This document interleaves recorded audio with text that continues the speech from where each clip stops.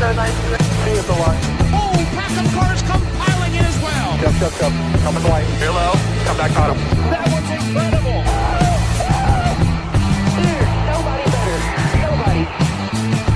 Hell yeah, guys.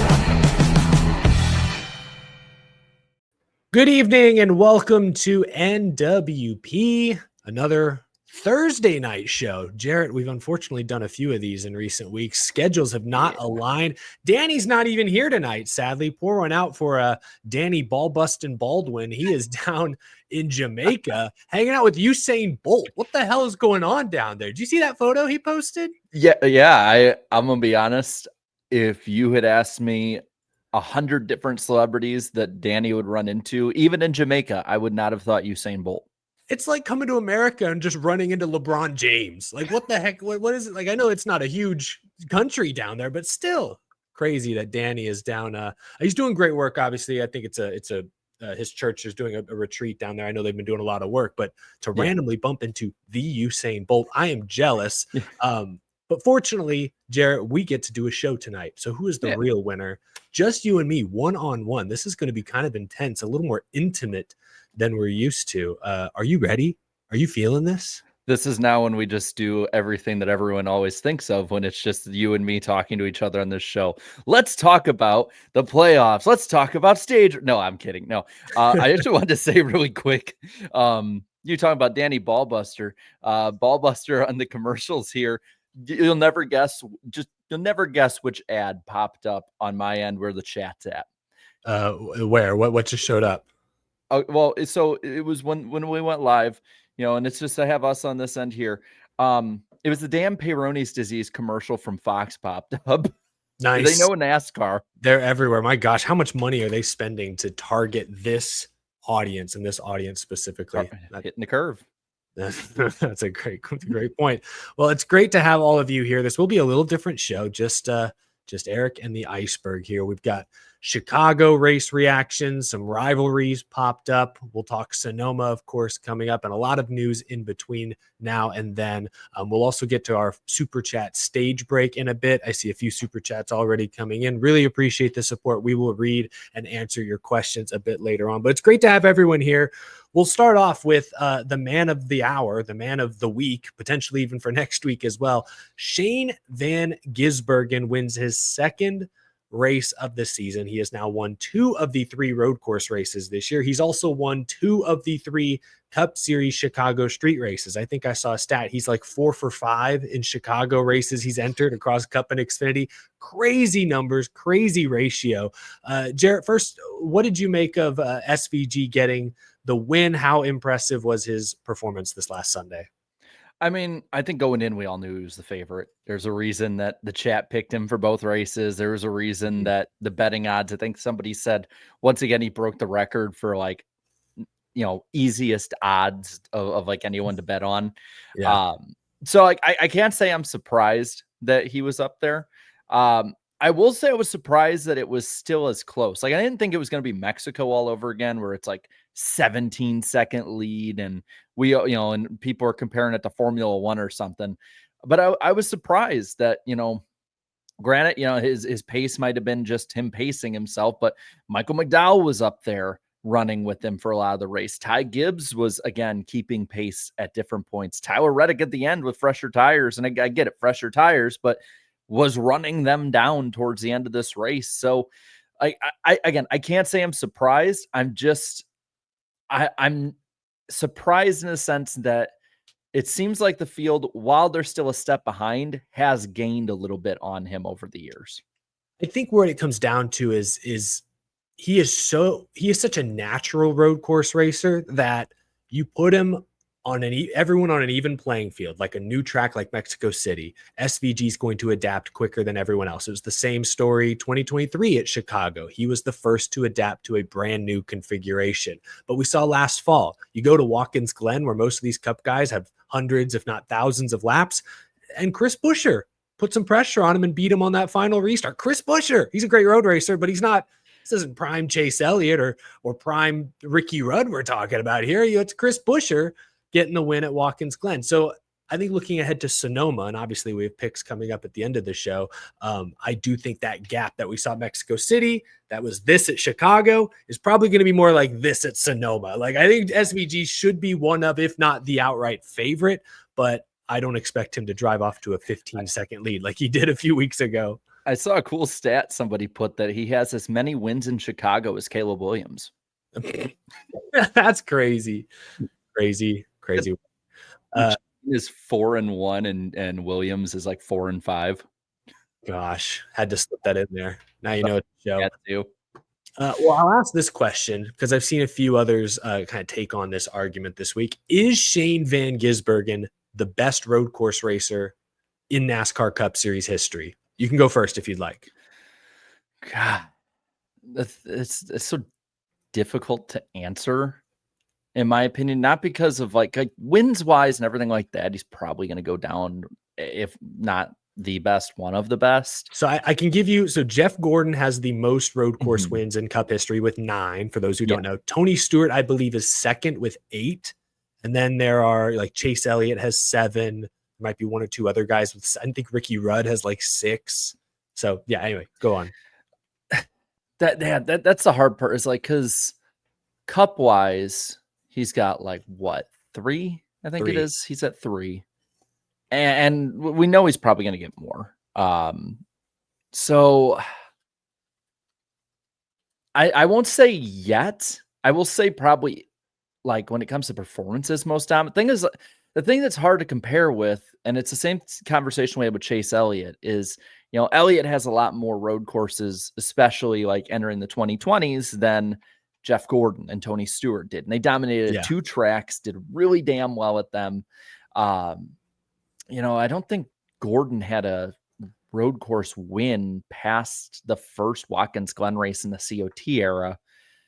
Tony, of course, won in more generations of car, which I think I honestly think that could be the more versatile way, is because the cars drove so differently.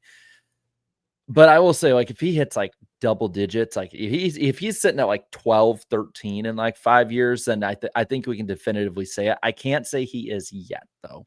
Yeah, I think he does not yet have the accolades to definitively be the GOAT of road course racing, because he does only have the 3 wins. I think he will get to double digits. Some of it is just sheer quantity. I know he's 34, 35 years old. He may only race 5 years in Cup, maybe more, maybe less, give or take 5 years. If he races 5 more years, that means he'll have probably 25 to 30 more chances to win a road course races. Whereas, to your point, Gordon, Stewart, most of these guys had 2, maybe 3 opportunities a year at most. I think the question with that is, and I think for me it's a yes, is that if we have, like Brad said, possibly 7 road courses a year, and we'll talk about that in a bit, 7 road courses a year, let's say, or 6 or 7 for the next 5 years, can Shane win 2 of those a year?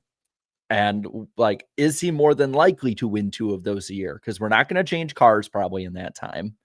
It's generally going to probably be the same ones, and then the new ones he'd have the edge in.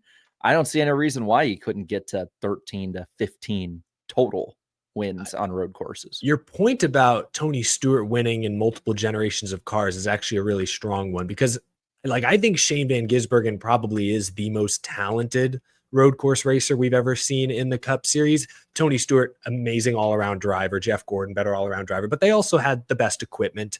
We all know Trackhouse this year. We talk about it almost every week. They don't quite have the speed that the top guys do, but that hasn't slowed Shane Van Gisbergen down on these track types. I think also the competition that SVG is going up against now is probably the best road course competition the Cup Series has ever seen. These young drivers now have come up racing sports cars, and the teams have so much data and information now. The drivers have so much more studying to do, more road course configurations to memorize. They emphasize road racing more now than they did 10, 15, 20 years ago. I mean, our favorite drivers, Kenseth Jr., were not great road racers. And I think they would both admit they never really focused on it because they only had 1 or 2, 2 races a year. And like I said, my show today, Matt Kenseth could go finish 15th at Watkins Glen, win the Bristol night race the next week, and all's well. Like, that's fine. Whereas nowadays, like last year, road courses, there were 2 of them in the playoffs. So you really need to be, you don't necessarily have to be the best, but you have to be good at road course racing. So it's a priority now. And I think the competition has caught up a little bit. I mean, if you can put it like this, too, because I know. I think Kenseth, he ran the Roval. Maybe once. Probably 2020 right? was the only year, if I had to guess. I would, yeah. And so like Dale Jr., for instance, I think he ran 33 road course races. It could be here or there, but it was generally like in the mid 30s of road course races he ran in his career. Shane Van Gisbergen, Chase Elliott, Kyle Larson, Chris Buescher mentioned earlier, you name it. Any driver that's in the field that's not going to retire in the next couple of years will run that many road courses within the next 5 seasons. Like, Yeah, it's they'll have just, a lot more. There's more experience, more yeah. opportunities. Yeah.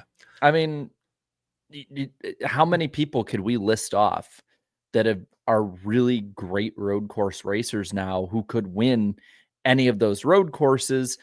And I would say you could probably list off realistically probably 10 to 12, whereas back in the Tony, Jeff, Dale, Kenseth, Jimmy era, you're probably naming off 3 or 4 of the regulars on a regular basis, and then maybe a ringer here or there, Yeah. and then like Robbie Gordon jumps up. I was about to say, like the fact that Robbie Gordon was often a top 5 favorite at road races just tells you the lack. That sounds like such a backhanded compliment to Robbie Although Gordon. they sucked. I mean, other than the main ones, like the field generally pretty much sucked at it compared to the field today.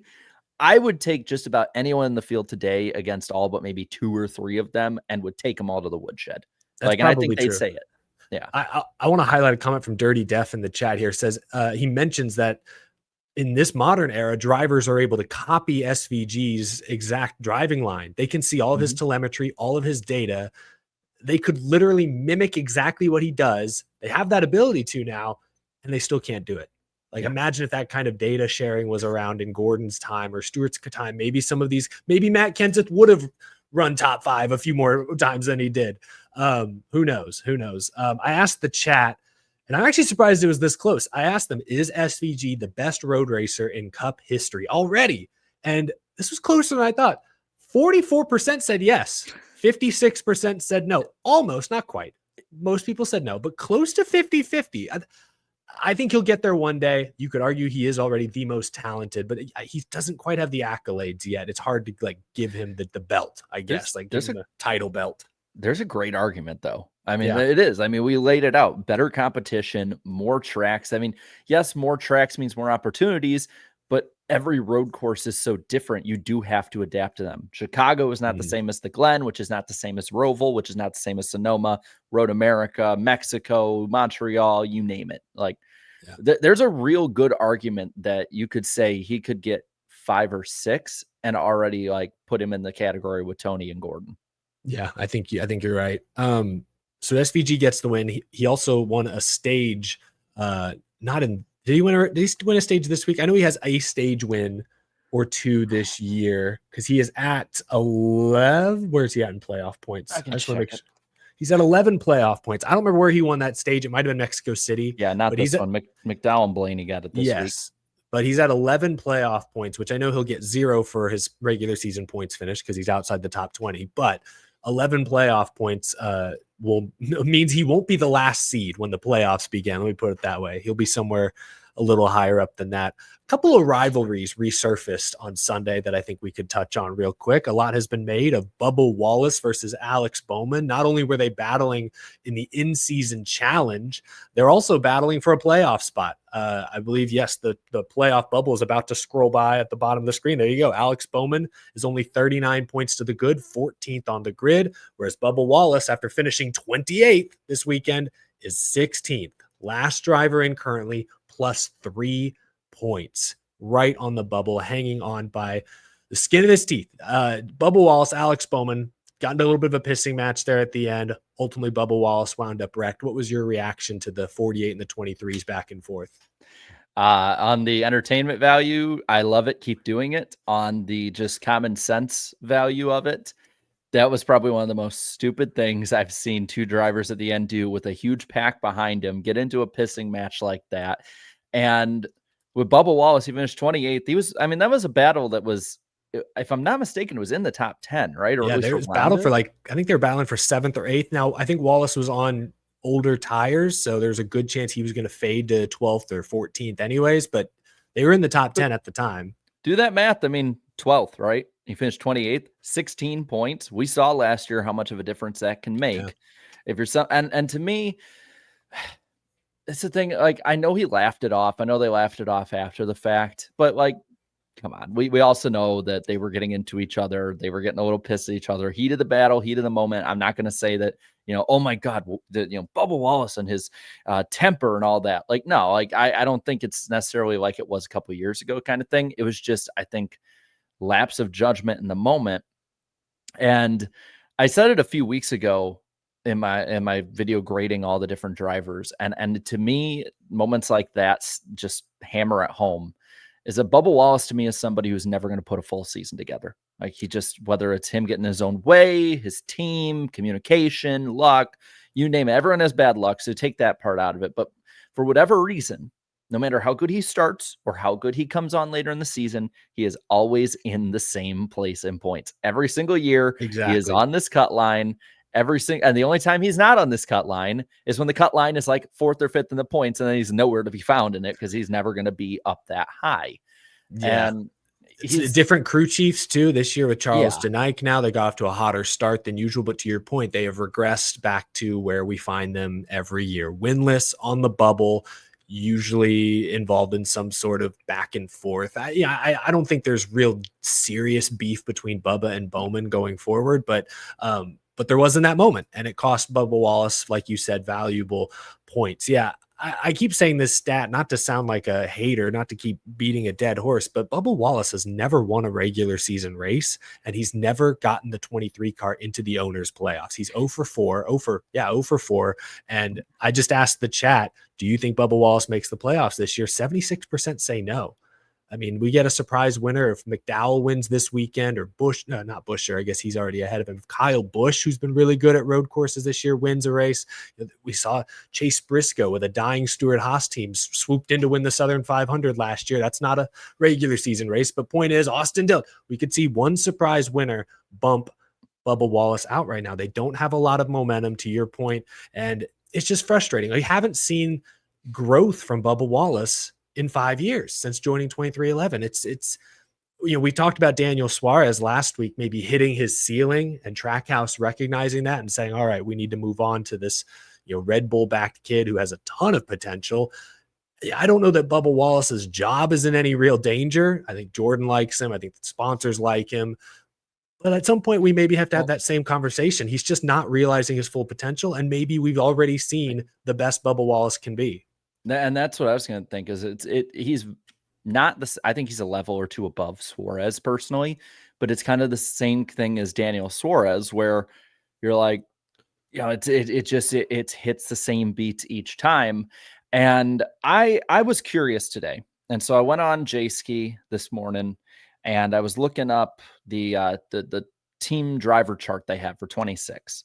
And I wanted to see like how many, and obviously a lot of these are probably going to sign, or like, we don't know the exact details, but like how many of these contracts right now are ending at least for sure, or in some way likely in 2026. And they have like, plus like there might've been, it might be an extra year added. I know there's a lot. Free agency next year is going to be crazy. Is that, wow.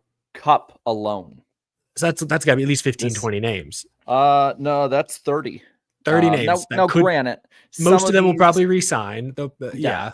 But I mean, like some of them are obvious to resign. Like I don't think Chastain's going anywhere unless there's a major malfunction there. Kyle Larson's not going anywhere. Yeah. Denny, if he goes anywhere, he's either going to retire or maybe 23XI. Blaney, I don't think is. But I mean, there's some interesting names on here. Yeah. That I'm looking at potential. Kyle Busch, Alex Bowman. Is Bubba Wallace on there? Bubba Wallace is on there. It's an unknown. Yeah. And with the charter situation at 23XI, that's an even bigger variable potentially. Toyota situation. John Hunter Nemechek, Eric Jones, who have performed way better this year than we thought, closer to Bubba Wallace than I think he'd be comfortable with. We don't know what's happening with the Priest deal when it comes to charters, all that. Carson Hocevar would be a free agent. You look in the Xfinity series at some of them, and it's like Hill. Heim is somebody who is a name that could be 23XI bound. Sam Mayer, Carson Quapple, Jesse Love, Sheldon Creed, Christian Eckes. and it's not to say like, Nick Sanchez is in there. There's a lot of others too, but it's not to say that like, I think he's going to be replaced just because he brings in sponsor money.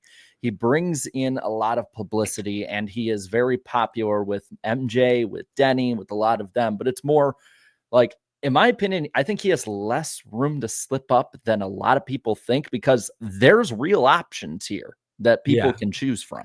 Yeah, it just, if the right guy comes along with funding, 2311 may be willing to. I mean, Trackhouse built their team around Daniel Suarez the same way 2311 built their team around Bubba Wallace initially.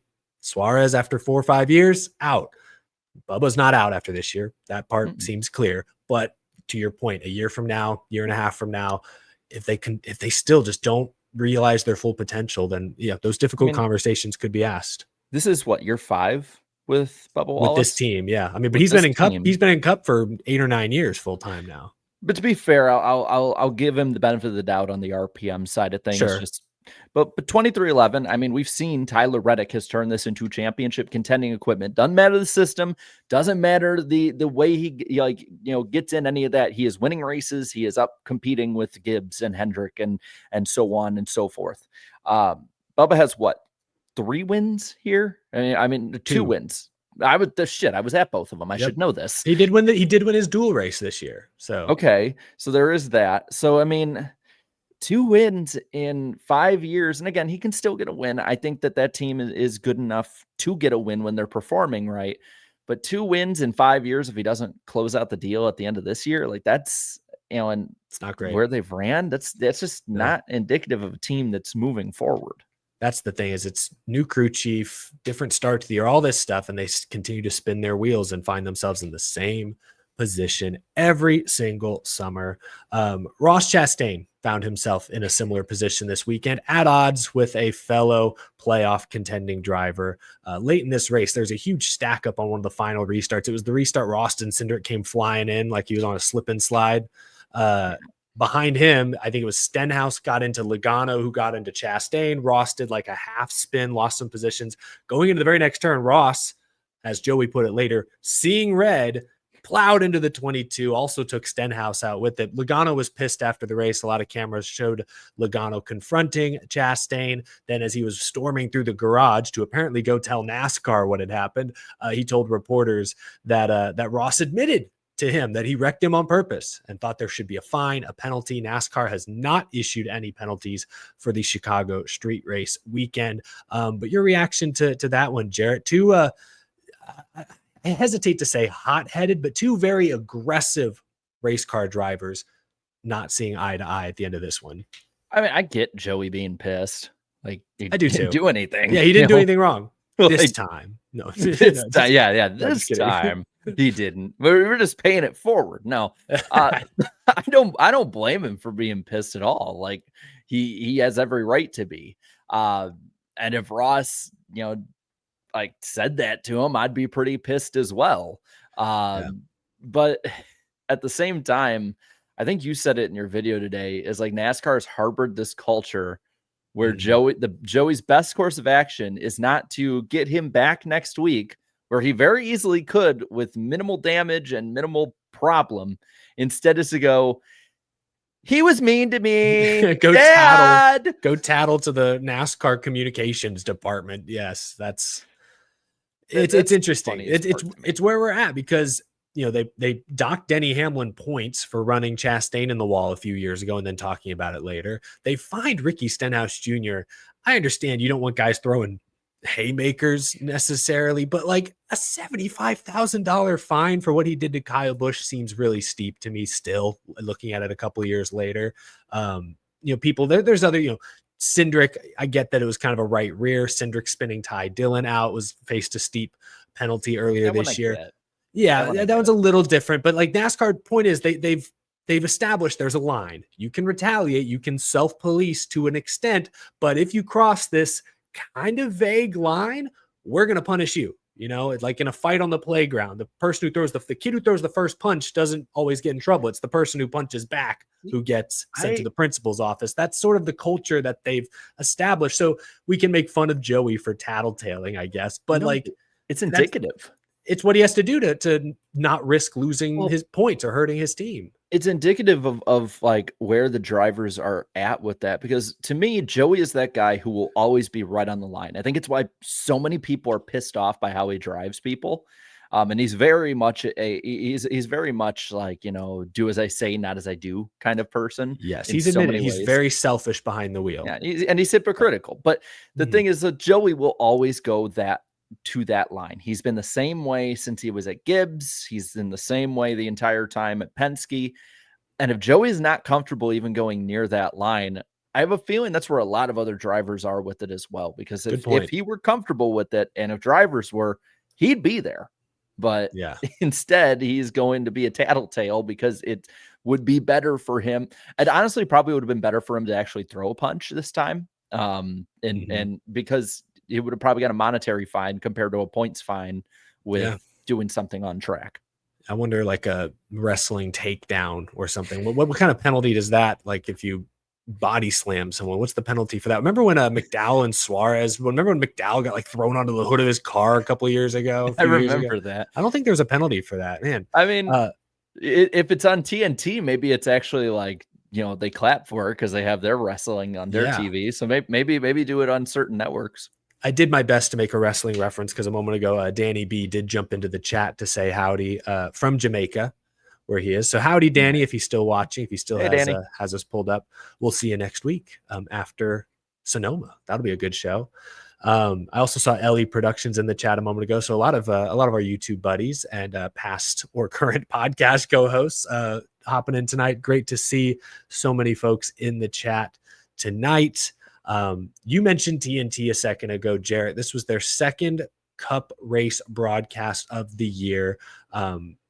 I had some critical thoughts afterwards. I'll see. I know you did a video on it this week as well, so I'm sure you have some deep thoughts you can go into as well. But my initial perspective is that I know it's all new people at TNT, and I appreciate that. Like Dale Jr. sort of running PR for them said, hey, we hear and see the criticism. We're going to attempt to do things better. But it's tough when you only get 5 races. You do kind of have to hit the ground running and be perfect. And this is Major League Stock Car Racing. The fans deserve, I think, a better viewing product than they got this past weekend. Put aside the commercial breaks. It's network television. You get what you get. But just the technical issues. The cameras were errant at times, not showing the battles that the booth was talking about. As a result, I think the flow in the broadcast booth was a little off. They couldn't always trust their own eyes because they didn't know what the cameras were going to cut to at any given moment. And I'll say this, it's no longer a fluke. I thought maybe at Atlanta, it was just something to do with my TV. But the ambient noise, the engine audio is off. Like it at times was so quiet at Chicago. I thought I was watching a COVID race or listening to a racing podcast rather than actually watching a racing event. So all things that can and hopefully will be improved upon. But again, when you only have 3 races left, you kind of got to be at your A game right away. What were your thoughts on the broadcast, Jarrett? I mean, it was Fox level. I agreed with a lot of what you'd put, on Twitter, and I saw other people thinking the same thing. And, like Atlanta, I remember I was very lukewarm at best when we came on last week talking about Atlanta. Sure. And I fully admit it. I thought maybe it's just because I was spoiled by Prime. Maybe I'm just being overly critical. 2 things that are very, very possible with me and probably are the case. To me this week, I was like, no, this just confirmed it for me. That I get, and I appreciate, I should say, not get, I appreciate Dale Jr. actually going out there and talking about it. Doesn't mean that it makes it better. We've seen Fox talk about it before and stuff. They'll fix and they don't. I need to see actual results. And we'll probably see a better broadcast this week and the next 2 weeks after, just because these are more known commodities. I said in my video, Sonoma TNT can dig in their own archives, because I don't know if you know this, Eric, that in TNT's run from 07 to 14, take out the time that they were partnered with NBC and NBC was doing most of the work. When they were from 2007 to 2014, there were only 7 tracks that TNT went to. There was, I believe, Pocono, Michigan, Sonoma, New Hampshire, Daytona, Chicagoland, and Kentucky. That was a 7. This is one track they can literally go back in their own archives and see, what do we do right? What do we do wrong? They were They can generally train pretty their own AI to do the broadcast for them. Yeah. And so I think the next 3 weeks will be a lot better, at least decent enough. Yeah. But at the same time, these 2 weeks were supposed to be two of the biggest shows of the summer, and Yeah. they dropped it hard. And I heard from That's people the who were thing, at yeah. Chicago that it was a big deal. It felt just as big to them as the last few years. Maybe a few things a little different here and there. To me, this race felt like the Lime Rock Truck race. It felt did. like Yeah. It yeah, felt like a COVID race. I know Yeah. that's why I keep using that sort of terminology, but that's how it felt. Yeah. 2 years ago, this race was literally right beat for beat viewership wise with the Indy 500. Yeah, no, we're going to jump ahead in the itinerary slightly because the ratings were pretty lousy for this race. The Cup race at Chicago earned only 2.1 million viewers on TNT. That doesn't include max streaming numbers, though I don't think those would have made a huge difference if I had to guess. They'd add them in if it did.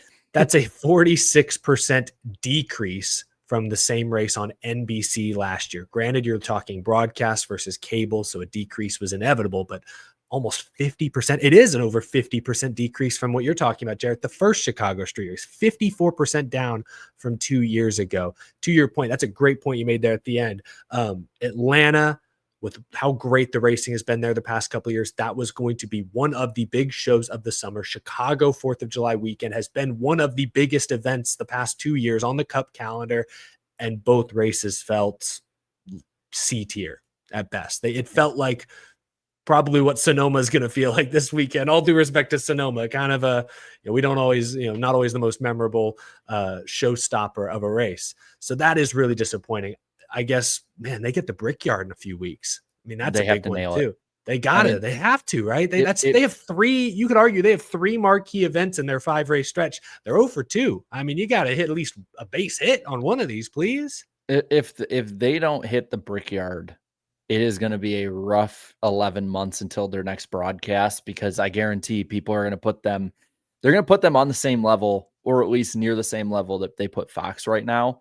I remember, everyone was so excited when this deal came. Like, they didn't like a lot of the stuff, but I remember people getting excited for TNT. And to a degree, like, I get it, the nostalgia part of it, and bringing in the Bleacher Report side, and there's a lot of upside they could have brought in. And the part for me that's very puzzling at this point is I don't see any of the real benefit for NASCAR fans with this partnership yet.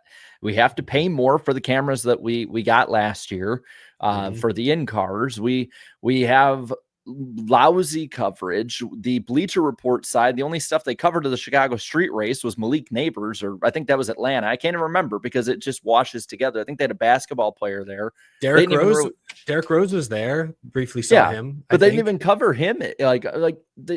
There's NASCAR has their Bleacher Report, but it almost feels like a fan page more than anything else. And it's like, I know Dale Jr. said there were no cut corners whatsoever. And if that's the case, then y'all took a wrong exit on the interstate or something, because you might have been trying hard, but it's not showing. And I don't say this in being, wanting to be an asshole about it. I want them to do well, because this is the part of the season with the in-season tournament that is there because of TNT. Yeah, TNT. Yep, TNT built this. Yep. This needs to work, because at that point, then you're basically going from Prime, who is the best of the best, 5 weeks of mediocrity at best, and then you're handing NBC the keys with 4 races left of the playoffs, being like, all right, salvage the ship. Yeah. No, it's been disappointing thus far. I think you're right. So far, I don't feel like the fans have won this year with their coverage. Fox is going through the motions. Amazon was great. Those 5 races were phenomenal, and they've produced, original content with the Earnhardt docuseries and the American Thunder Le Mans docuseries. Like they've done some. Amazon really is carrying this TV deal currently in year 1, and unfortunately, their racing span is 5 races. So, got work to do. I had a good transition I was going to make, and then I forgot where I was going with it. We'll get back to TV and ratings in a few minutes. We'll talk about the Xfinity race, but a few final topics with Chicago. The final call for Cody Ware, no call, then delayed call. Cody Ware head on into the tire barriers in turn 6 with 2 laps to go. It took roughly little over 30 seconds for NASCAR to actually throw the caution. Ware said later that like his Hans device partially broke. Parts of the car were cracked, damaged. Like it was one of, I think they said foam in his helmet. It was the hardest frontal impact, I believe, on record with the next gen car. He just lost brakes and just absolutely destroyed the turn 6 barrier there. NASCAR did not see the initial incident. It did happen really fast, I guess, in their defense. Blink and you'll miss. Bam, there he goes. By the time they looked up and saw there was a car in the tire barriers, they kind of went through their typical motions. Hey, guy in the barriers, let's wait a few seconds. Often they can get it pulled out of the barriers and moved on. Rain was coming. I know they say that wasn't an excuse, but with a lap and a half to go, leader coming to take the white, you need to be absolutely certain it's a caution before you re-rack them for an overtime restart that you may never get because of lightning in the area, because of rain incoming, all that stuff. So they waited, finally threw it. Race was over. But after everyone saw the impact and saw the replay, I think of how hard Cody Ware hit, then the question became less, did they rig this for SVG? What? The question then became, why was there not an immediate caution for a guy going over 130, 140 miles per hour head on into the wall? Like, how was there not someone seeing that with the ability to, hey, this needs to be a caution ASAP. We need safety vehicles on the ground right here, right now. Where was the breakdown? NASCAR has always said, hey, we'll do better next time. We'll get more cameras. We'll get more viewpoints. They're building up their remote officiating center in Charlotte that's still not fully developed. Yeah, they're like, we're going to get better. But Jarrett, we've said this about so many missed calls in the past. And it's usually road races that are a little different vantage points. But gosh, this continues to be a trend. It's not even road races at this point, though. I mean, yes, like the big one everyone's pointing to is the exact same thing happened in the Roval last year for Xfinity.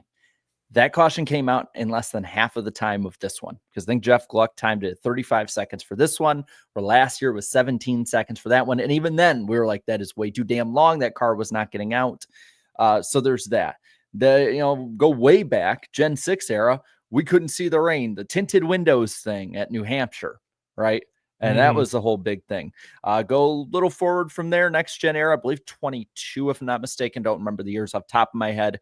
When NASCAR didn't give a penalty really until way later about the William Byron and Denny Hamlin deal, where the revenge. Do you remember what they said? We didn't have eyes in the area, just like they said with this one. Yeah, it happened at the start-finish line. Except the morning of the race, I remember going on Twitter and seeing Bob Pockrass post a video of the like production area they had with all of the cameras that they look at. And there was a camera directly pointed at the corner that Cody Ware turn 6 has been like arguably the most problematic corner at Chicago. Yeah.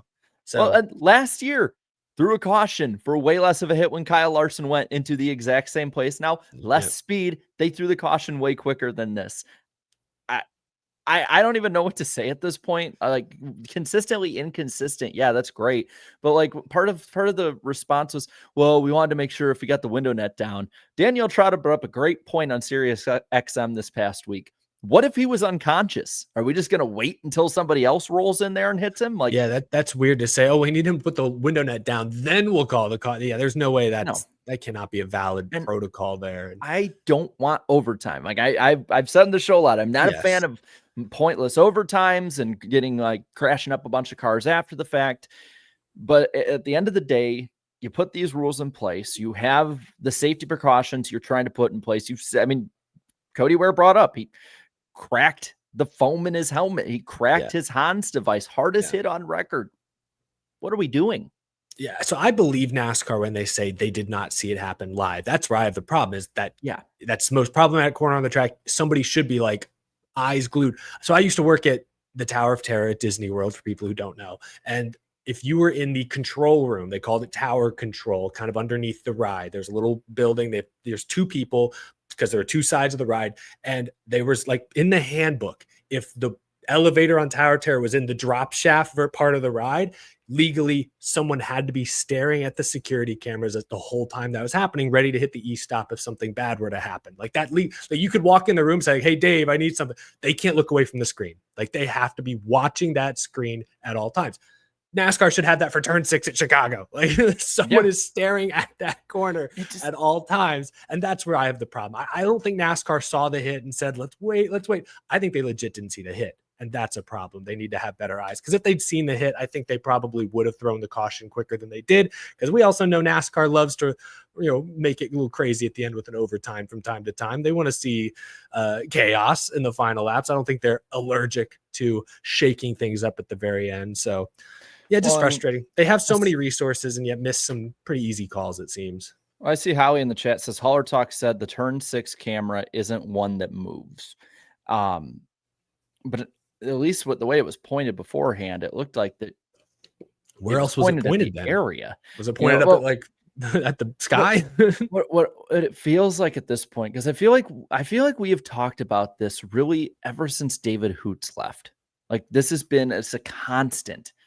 And it's not just Cup, it's Xfinity, it's Truck Series. Remember what that crash at Charlotte a couple years back where like they waited and then I forgot, was it Matt Crafton or Johnny Sauter or one of those drivers like just got destroyed. Yeah, I know. I remember the hit. It was vicious. It feels like right now budget the way cuts, frankly, they just budget have the manpower. Yeah, budget cuts, and because of that, because of everything else, and I think there is a bit of an inexperience issue. It feels like weaponized incompetence, and the drivers are the ones who suffer for it. Yeah, unfortunately.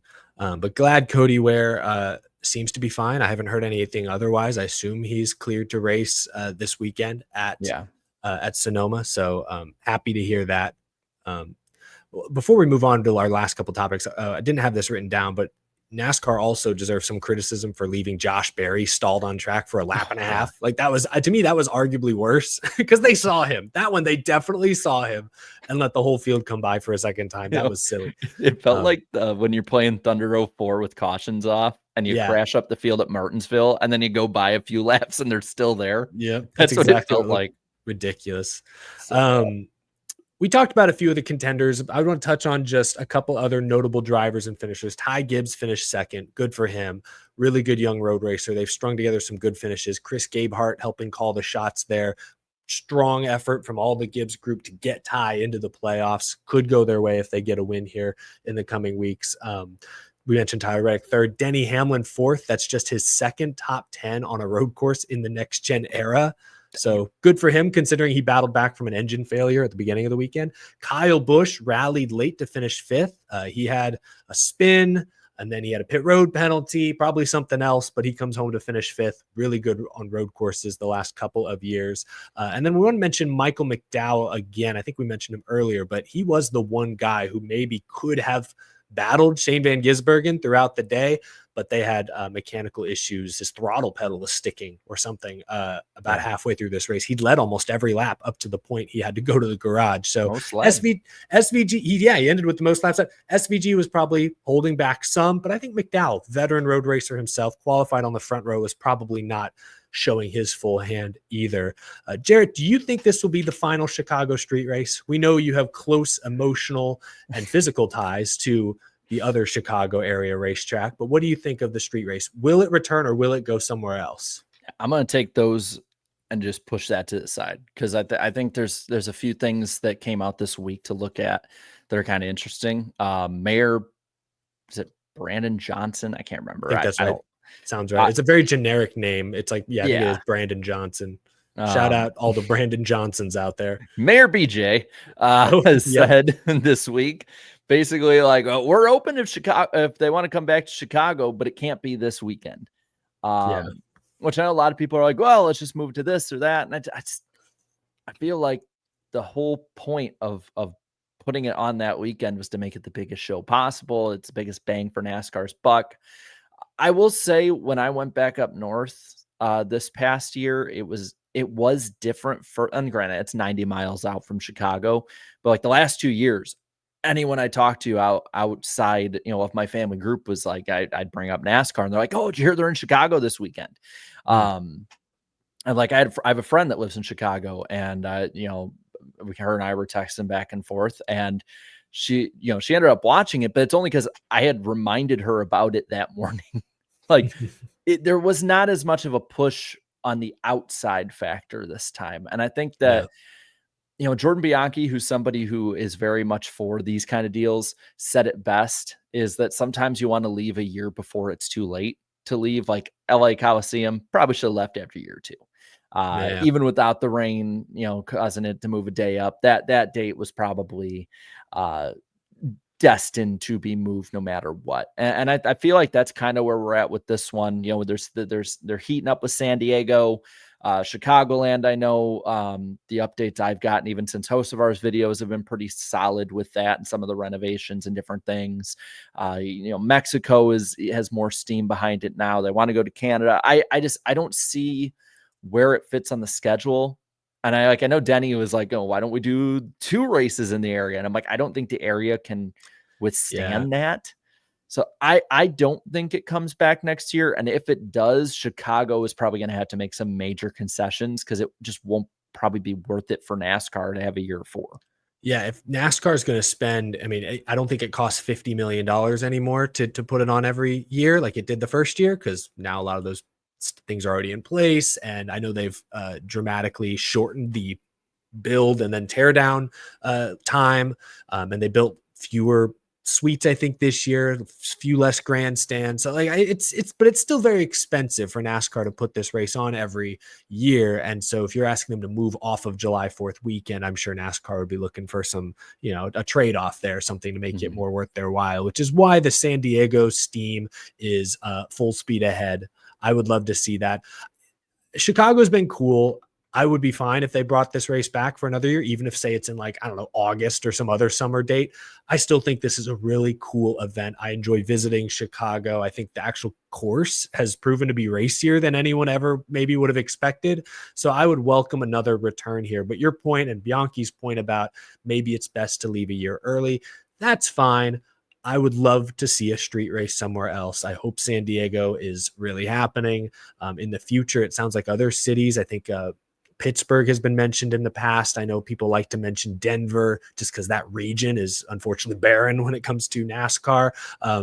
Some other major cities could throw their hat in the ring and sound like are interested in seeing NASCAR in their town. So the concept, Chicago was a very successful proof of concept. The weather threw everything they could at them, and NASCAR was still able to host 3 consecutive Chicago street race weekends, heart of one of the biggest cities in the world, holiday weekend, crazy logistical undertaking, but they managed to make it happen. So I hope that this concept, if it doesn't return to Chicago, heads elsewhere. I think the next gen car would race great at Chicagoland Speedway, so I'd love to see them go there in the near future. I guess we'll have to wait and see if it happens. I asked the chat, Jarrett, will the Chicago street race return next year? A little pessimistic right now. Only 26% say that yes, it will be back. Most people believe that the writing's on the wall. It's going to move on. Seems likely. Definitely seems likely. You touched on this a moment ago, Jarrett, with Hamlin saying, hey, let's go to the Chicagoland, maybe keep Chicago. Brad Keselowski was a driver on Twitter this week, today actually, who suggested that 6 road races that are currently on the Cup schedule is too much. We have too many road course races in Cup, says Brad Keselowski. And some others have echoed his sentiments, have echoed his comments. Less than a decade ago, 8 or 9 years ago, there were only two road courses on the schedule for years. Watkins Glen, Sonoma. You had both coasts covered. We've tripled that number since then. Do you think we have too many road course races on the Cup schedule currently?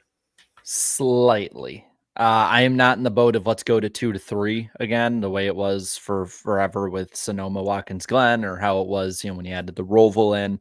But I kind of because I was thinking about it today, because, I still think that road courses need to be a good portion of the schedule. It just, NASCAR, in my opinion, the driving styles and the sport itself is too diverse in its competition to not have that.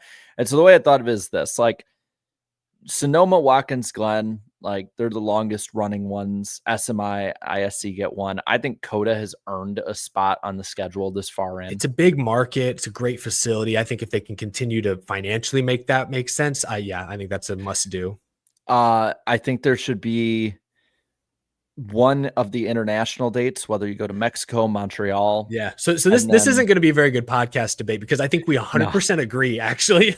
Are we going to agree on the number? Because the number I have is 5. I said 4 to 5. I would prefer 6 over 2, but I think 4 to 5 is the sweet spot. And I literally said in a video the other day that I would, keep Watkins Glen, keep Coda, and then like rotate between Montreal, Mexico City, and then have a street race. So you need like street race, Watkins Glen, Coda. I'm iffy on Sonoma. This is going to be blasphemous to say. I'm iffy on Sonoma going forward. I want to see how the race is this weekend. I hope it's fun. It's always been my least favorite, to me, the least racy road course on the Cup schedule, even behind the Roval, for example, which I think is probably run its course. That's when I would say phase that one out. And I just don't think the crowd at Sonoma has been very good. Maybe this weekend they'll prove me wrong and show up in huge numbers, but I get that it's SMI. I'm sure they have the deals with the local economy, local governments, but like if none of that was in place, I don't really see why Sonoma still has a date every year. Like it feels like, and that feels like a part-time track, unfortunately. It's the sad truth that people don't go. The stands are empty. Well, I'll argue partially. So like I agree that it has been the most dull recently.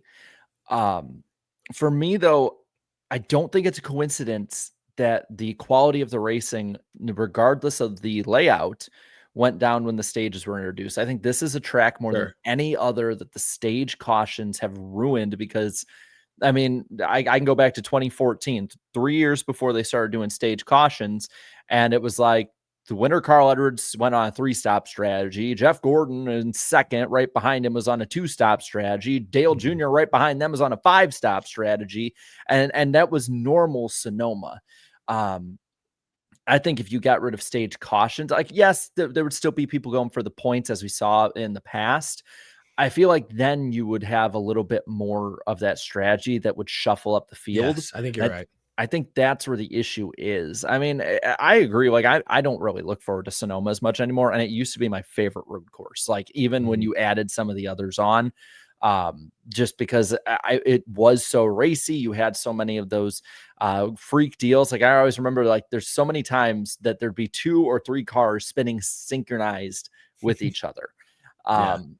I get where you're at. I disagree simply because I think it's just NASCAR rules have ruined it more than the racing has. That may be fair. I thought last year was better, and the finish was a lot better. Last year's race was interesting. A couple years ago, you had Suarez winning, which was at least memorable. No, I don't want to be the guy over here picketing to take a track off the schedule. It's not terrible. I'm not trying to do that. I don't want to take away Bay Area fans. They have their home track. I get it. I've never been. I hear it's nice. Wine country is beautiful, of course, tourist destination. I'm just saying, like, when we're talking about, hey, maybe we need to cut 1 or 2 road courses. It's like, okay, Roval probably could get rid of that. I don't think we need another Roval race personally. And then it's like, but what's the next one? It's not Coda. It's not Watkins Glen. I want to see a street race. Is it Mexico City? Maybe. But if it has to be another one, it might have to be Sonoma. I guess that's all I'm saying. There's probably one spot that we do differ on. I am okay without a road course in the playoffs. Like, I'm fine with it. I'll take it regardless one way or another. I don't care if we have one. It doesn't make that much of a difference to me. I think you need 1. I think 2 last year was pushing it for sure. But the reason I want to see at least 4 or 5 road races is because I want them to matter. I want the teams to take them seriously. The problem with like the Bristol dirt race, for example, was there was only 1 of them. And it was so unlike anything else on the schedule. Why should the drivers or teams spend any extra time practicing or preparing for what essentially is a wild card race? But with 4 to 5 or 6 road races on the schedule, especially 1 in the playoffs, now you got to take it seriously. You can't just phone it in like our favorite drivers did for many years. Like, now you really have to put in the work.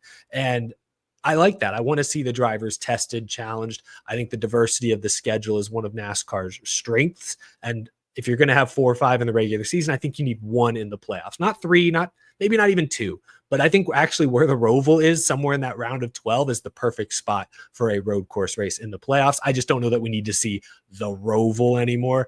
I hate to mess with where Watkins Glen is on the schedule. Maybe there's, now I'm just saying things because I don't know what the F1 schedule looks like. Could you move Mexico City or Montreal into that slot somewhere? Could you even move Coda? Mexico and COTA and the F1 schedule are at the end of October, and I know the F1 and the FAA have a very rigorous like lead up. Yeah, I knew So I COTA was tough doubt- in that sense. Well, Yeah. Mexico, I think, if I'm not mistaken, is the week after COTA. They're both like the last 2 weeks of Makes sense. October, if I remember So right. you can put it in the round of 16, maybe. But then I don't know. They still may not. I'm sure the track doesn't want their two big events to be a month apart. will They'd we- rather space it out. Will we even have a round of 16 next year with That's all the true. proposed change? It could be 12 for some of the rumors. It could going be a around. wild card rate. It could be anything. That's a good point too. Yeah. I asked the chat, what is the right amount of road races? Yeah, this was not the most exhilarating segment because they also agree with us. 74% of our live chat agrees that 4 to 5 road courses is that sweet spot. Interesting though, 0% voted for none. So everyone agrees there should be some road courses on the schedule. I thought that was interesting. Anyway, let's quickly look at the playoff cut line before we get into the poll and Xfinity. We talked about Alex Bowman, Bubba Wallace, their pissing match earlier. They're both on the bubble. Chris Buescher, because of mechanical issues that his team battled this weekend, has now dropped to 15th place, plus 35. Ryan Preece, top 10 this weekend at Chicago, sneaking closer and closer to the top 16.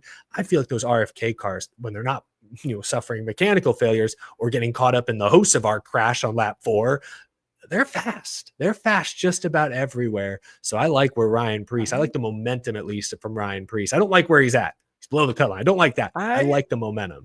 I think you can make a real good argument though that even if there's another winner, he could still point his way in past Bowman or past Buescher, depending on issues they have. I get it's 30 some points, but he was 50 some points behind Bubba Wallace only like 2 or 3 races ago. Yeah, and Bowman's been better lately. He's had 3 or 4 pretty good finishes in a row, but that team has been inconsistent. You can't always trust him. So you're right. You're right there.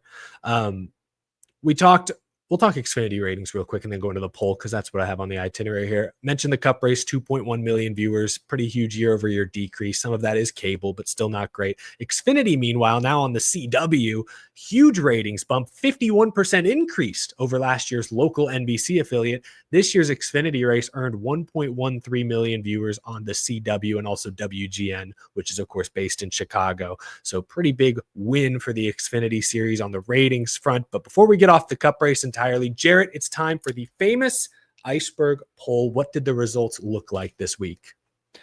So 16% of voters said it was a great race. 57% said that it was a good race. Then 20% said it was average, and 7% were negative. So the net positivity was 73%, which of the 3 Chicago races puts it second, firmly between 86% on year 1 and 66% last year. Interestingly enough, the last Chicagoland race was above that. So I mean, it's I had to sneak it in there, Chicagoland truther. But of the road course races all time on the poll, if I can find it, damn, I have so many things on here. Of 33 races, all time polled of road courses, this one was 19th, right between the 2020 Daytona road course race and the 2022 Suarez won Sonoma race. So sounds about right. Right, right in the middle. And that's kind of where I put it. Like I gave it a 5 out of 10. Like I thought it was an average NASCAR race. It was, nothing. I gave it a 6.5 out of 10. I thought it was slightly above average. I thought there was some pretty crazy action in the final 20 laps or so, but I agree. It was fine. It was solid. There were highs. There were good highs. There were very low lows. It was, it was anything you would expect out of a NASCAR race, but in general, generally positive, but in the middle for polls. Fair enough. That. Yeah. What kind of comments did we get? What do you think it is? Positive, negative, or meme? I think it was very positive. Probably big SVG fan. It was Calypso. Oh, who was probably negative then. Well, said, hello, Jarrett, my beloved, here to ruin another race with my rain. Oh, wait a minute. The race is already over. Come on. I thought the rain would improve the road course racing anyway. So Calypso was, just missed. Let's see. Of the comments here, Holden says, being in a basketball city, I played against Brad in a game of knockout and won. Ty Dillon delivering another memorable line 2 weeks in a row. Yeah, I don't know who comes up with those, if it's him, if he's doing it on the spot. Very clever. I want to see him keep moving on just to see more of these clever little quips post race.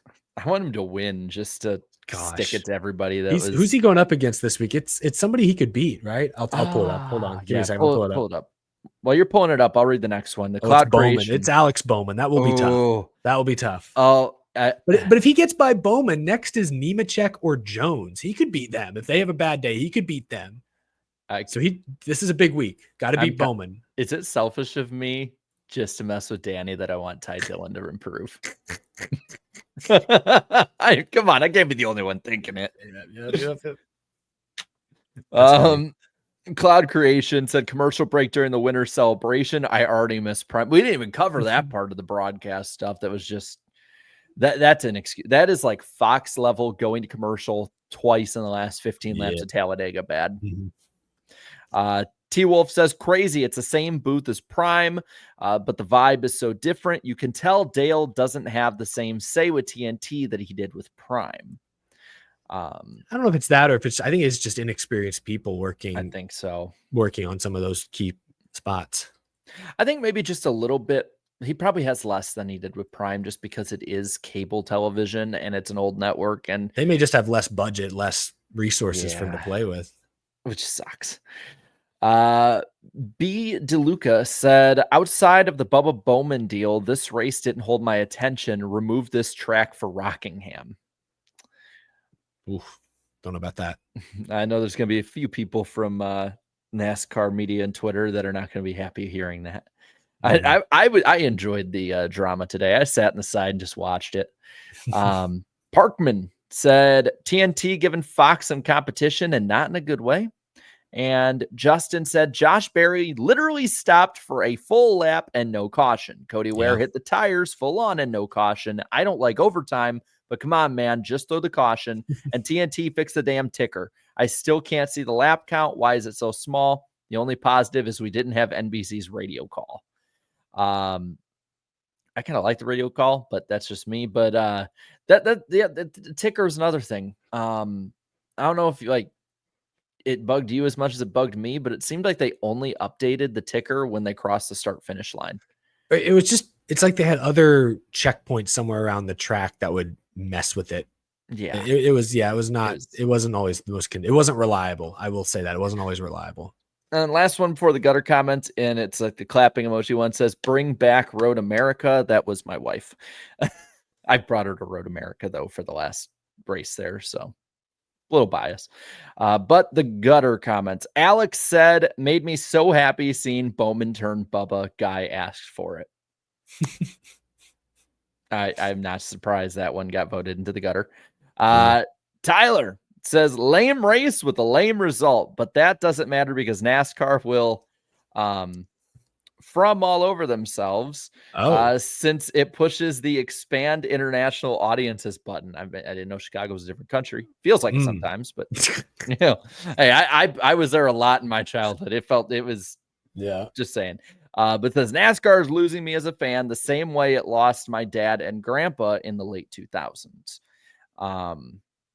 And then I think it's Afex says, worst race of the year, worst race I can remember in the past few seasons, incredibly predictable, boring winner, and the coverage was so effing terrible on TNT's end. I'm glad we won't see this course again. Strong words. Worst race ever. I don't know about that. I will say very entertainingly explosive gutter comments this week. Yeah, no, they good. This did not disappoint. I appreciate that. And I appreciate our live chat voting on who wins this week's matchup, Ty Dillon or Alex Bowman. 52% go with Ty Dillon. So does that mean Alex Bowman's the underdog? I mean, he's going against the God Emperor himself. It's the Ty Dillon. Was it Welcome, North Carolina? The Colleague Racing, yes. Real quick, before we get to our first Super Chat stage break, we got to touch on the Xfinity Series race. It was pretty good. It was pretty entertaining. I want to give Sheldon Creed credit. I trashed him on this show 1 week ago, and I even said during my Sheldon Creed rant that watch him, because he's a good road racer, watch him go out and win Chicago this weekend, make me look like a damn fool. At times I was nervous. I'm not gonna lie, I was a little nervous. I was like, no way he's actually gonna pull it off this weekend with this SVG and Zilich in the field.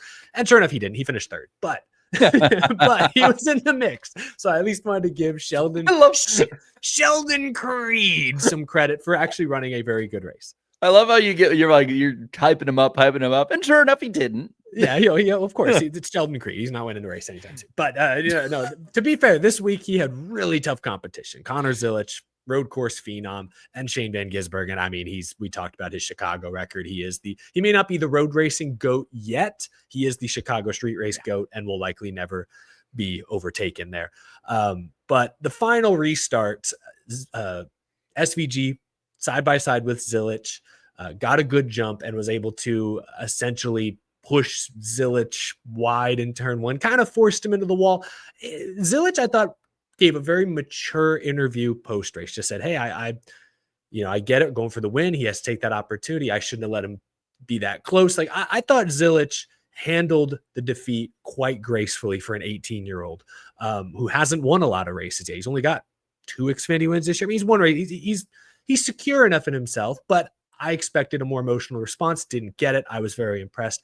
SVG, I don't think he went too far in the sense that like we need to cry foul, but it was a little over aggressive. It was a little pushy, and I'm a little surprised that he was willing to go there with a teammate half his age.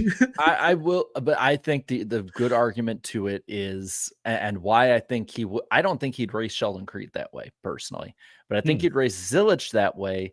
One, because team, let's be honest, probably gonna be a teammate next year. Yeah. But I think that he raced him more that way because Zilich is primed to be that next big guy to come up, great talent, races up front, can be the only one that stays with Shane Van Gisbergen at road courses. You got to race him like he's going to get raced. You have to give him the toughest possible racing that you can to sharpen, iron sharpens iron kind of deal with it. And I wouldn't be surprised if the same kind of thing happens the same way, or you reverse them this week at Sonoma, just because Shane Van Gisbergen is the best of the best. Connor Zilich is much closer than I think he was probably comfortable with in this race. Yeah. And Zilich had to overcome a lot. And he started at the rear, he didn't really get to the lead until very, very late in this race. No. That's what I said. I will say it was impressive watching him come through the field like that. Cause yes, I get it. Not as strong of a field, but it is still pretty damn tough to pass a street course. It's narrow as hell. You don't have as many passing zones that you might want, and he was making power moves. I thought he was driver of the race personally, even though he got outraced at the end. I still think that he showed out in a really good way in this race. Yeah, the WeatherTech Red Bull rivalry, lived up to the billing, lived up to what was expected. I want to say this too. It doesn't affect the racing at all, but those cars look freaking clean, man. I did like the way they looked. They were kind of inverted versions of each other, co-sponsored Chevys. No, they did look really nice together. I saw a super chat a moment ago. We did gloss over Austin Hill's top 10 in the Cup race. I think he made contact with Christopher Bell towards the end, but okay, there's a lot of wrecks. He was fourth, in the Xfinity Series race. Was really good in this race a year ago as well. So did want to shout out Austin Hill. I saw it in the chat. 2 top 10s this weekend. Really good double duty for him. I also want to shout out my boy Brennan Poole, another top 10 finish in a year that has been surprisingly full of them. I read an article. It was Dustin Albino did a great article spotlighting Poole and Alpha Prime Racing on NASCAR.com. Tommy Joe Martins, this wasn't Brennan, this wasn't somebody else. This was the owner of Alpha Prime Racing saying straight up, that is a 33rd place budget. Like he said, that car probably has the 33rd highest budget in Xfinity, and it's been top 20 in points the last 2 years and is now rattling off top 10 somewhat regularly. Shout out to my guy, Brennan Poole, getting it done. Jared, do you want to throw up the Xfinity Series playoff bubble real quick for our YouTube viewing audience? Yeah, I got you.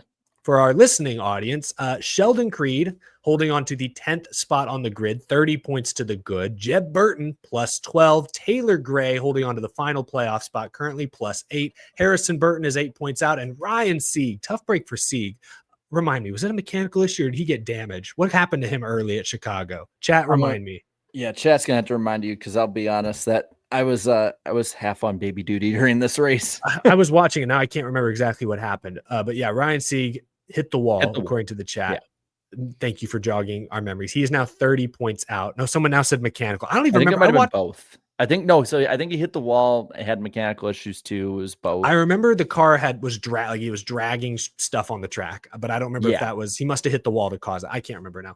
It was early. It was very early in the race. He was like on the cut line coming in. Now he is 30 points out. That is tough for that team. They're fast, but it's not quite like they have the resources of a Gibbs or a Junior Motorsports. Like that 30-point deficit could be, it could be difficult to overcome this weekend.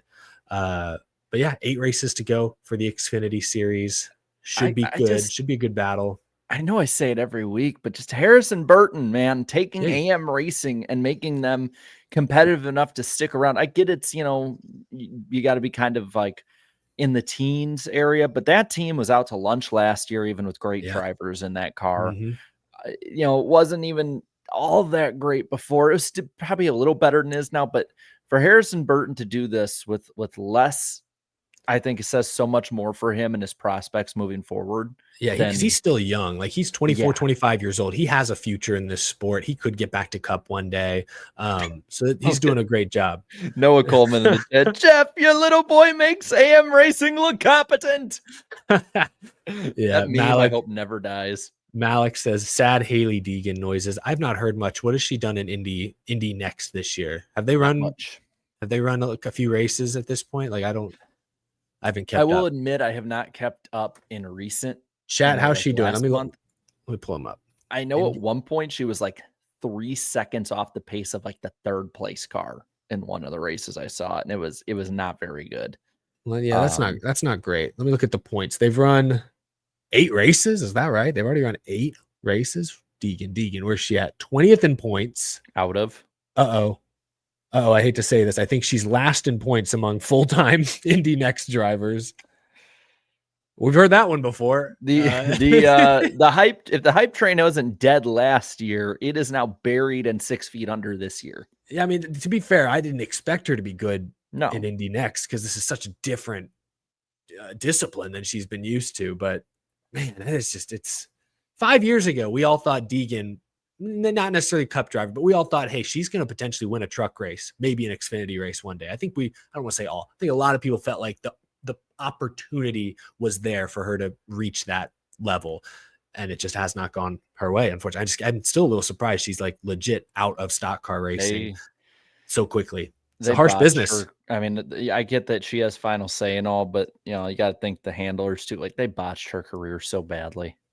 Like, yeah, I don't know. This like the forcing it to trucks and then not performing well at all, and then forcing it to Xfinity.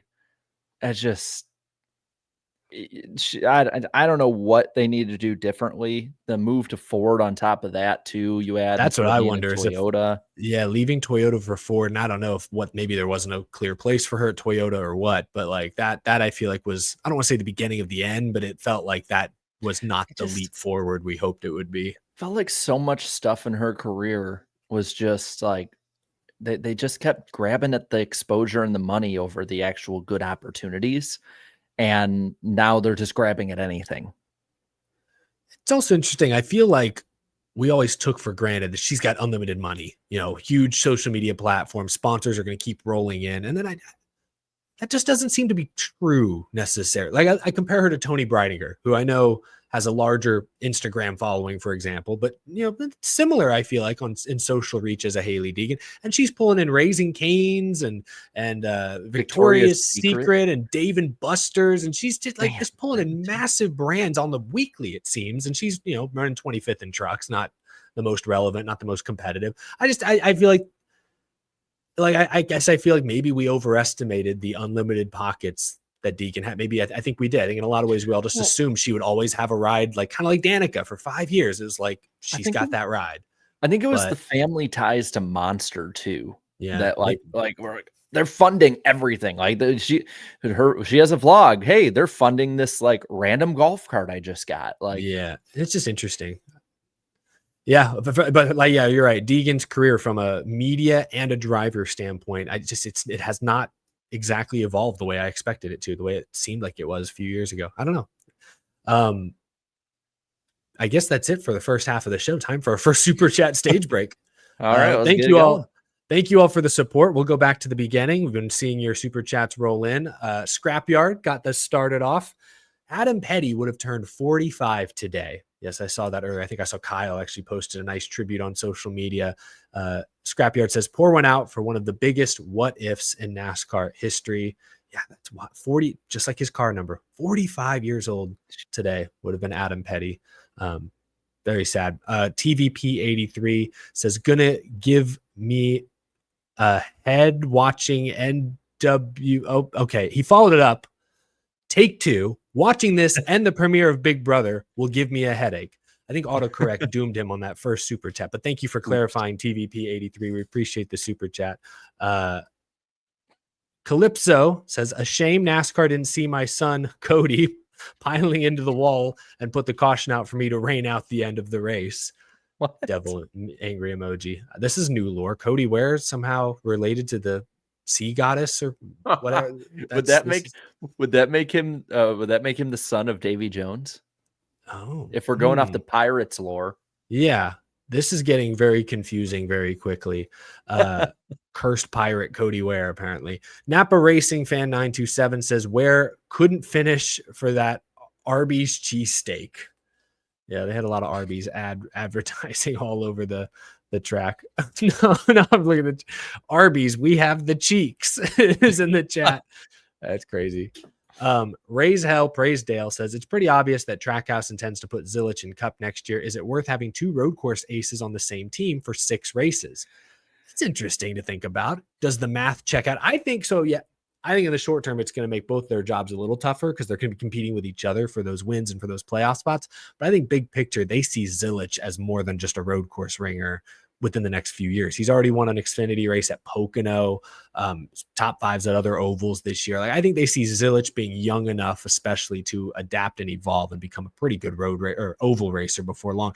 SVG could, harder to teach an old dog new tricks, but that's the way I think. I think they just want to get him that experience because they think he could be a great all-around driver sooner rather than later. SR Superman says, I miss when Sonoma was considered the short track of road racing. It always has been kind of a good way to describe it. Very technical, not as high speed as Watkins Glen, for example. Steven Gibson, thank you for the super chat. I said this on Jarrett's post-race stream, but that race showed everyone why NASCAR is a laughing stock to the racing world. I'm glad Cody Ware is okay. I'm very ashamed it took so long to get to him. Yeah, obviously NASCAR's response to that final wreck, not good, not great at all. And also, yeah, NASCAR's road course procedures do feel out of touch compared to other sports with local yellows and stuff. NASCAR loves their double file restarts, their full course yellows. It just doesn't always mesh well. We'll do a couple here from Justin Drake, actually 3 in a row here. Thank you for the very generous super chats, Justin. Tony and Jeff only had 2 races a year their entire careers. Sonoma, Watkins Glen. Road course expansion didn't start till the Roval in 18. So these new road kings like Elliott and SVG had 5 to now 7 chances a year. Yeah, we talked about that earlier. They've certainly had more opportunities. It's going to, amplify their numbers a bit more. Justin also says, technically, if you really think about it, Ty Dillon was the first 2311 driver, 2021 Clash on the Daytona road course. So what has Bubba really accomplished other than 2 non-playoff eligible wins well after not making the chase? Damn. Now Justin's trying to take building block Bubba Wallace away from him. I was at that historic moment too of 2311 history. I got to see Ty Dillon in the 23, baby. I'm just realizing. I remember people saying at the time, like it wasn't that long ago. I remember people saying at the time, one day this is going to be a phenomenal trivia question. Who was the first 2311 driver on track? And it's going to be Ty Dillon. No one's going to remember. And damn it, they were right. 4 years later, and I'd already forgot. And apparently so did a lot of other folks. We'll wrap up, I think. Actually, we'll do 2 more super chats. We'll wrap this up because there's one in here that you might find interesting, Jarrett.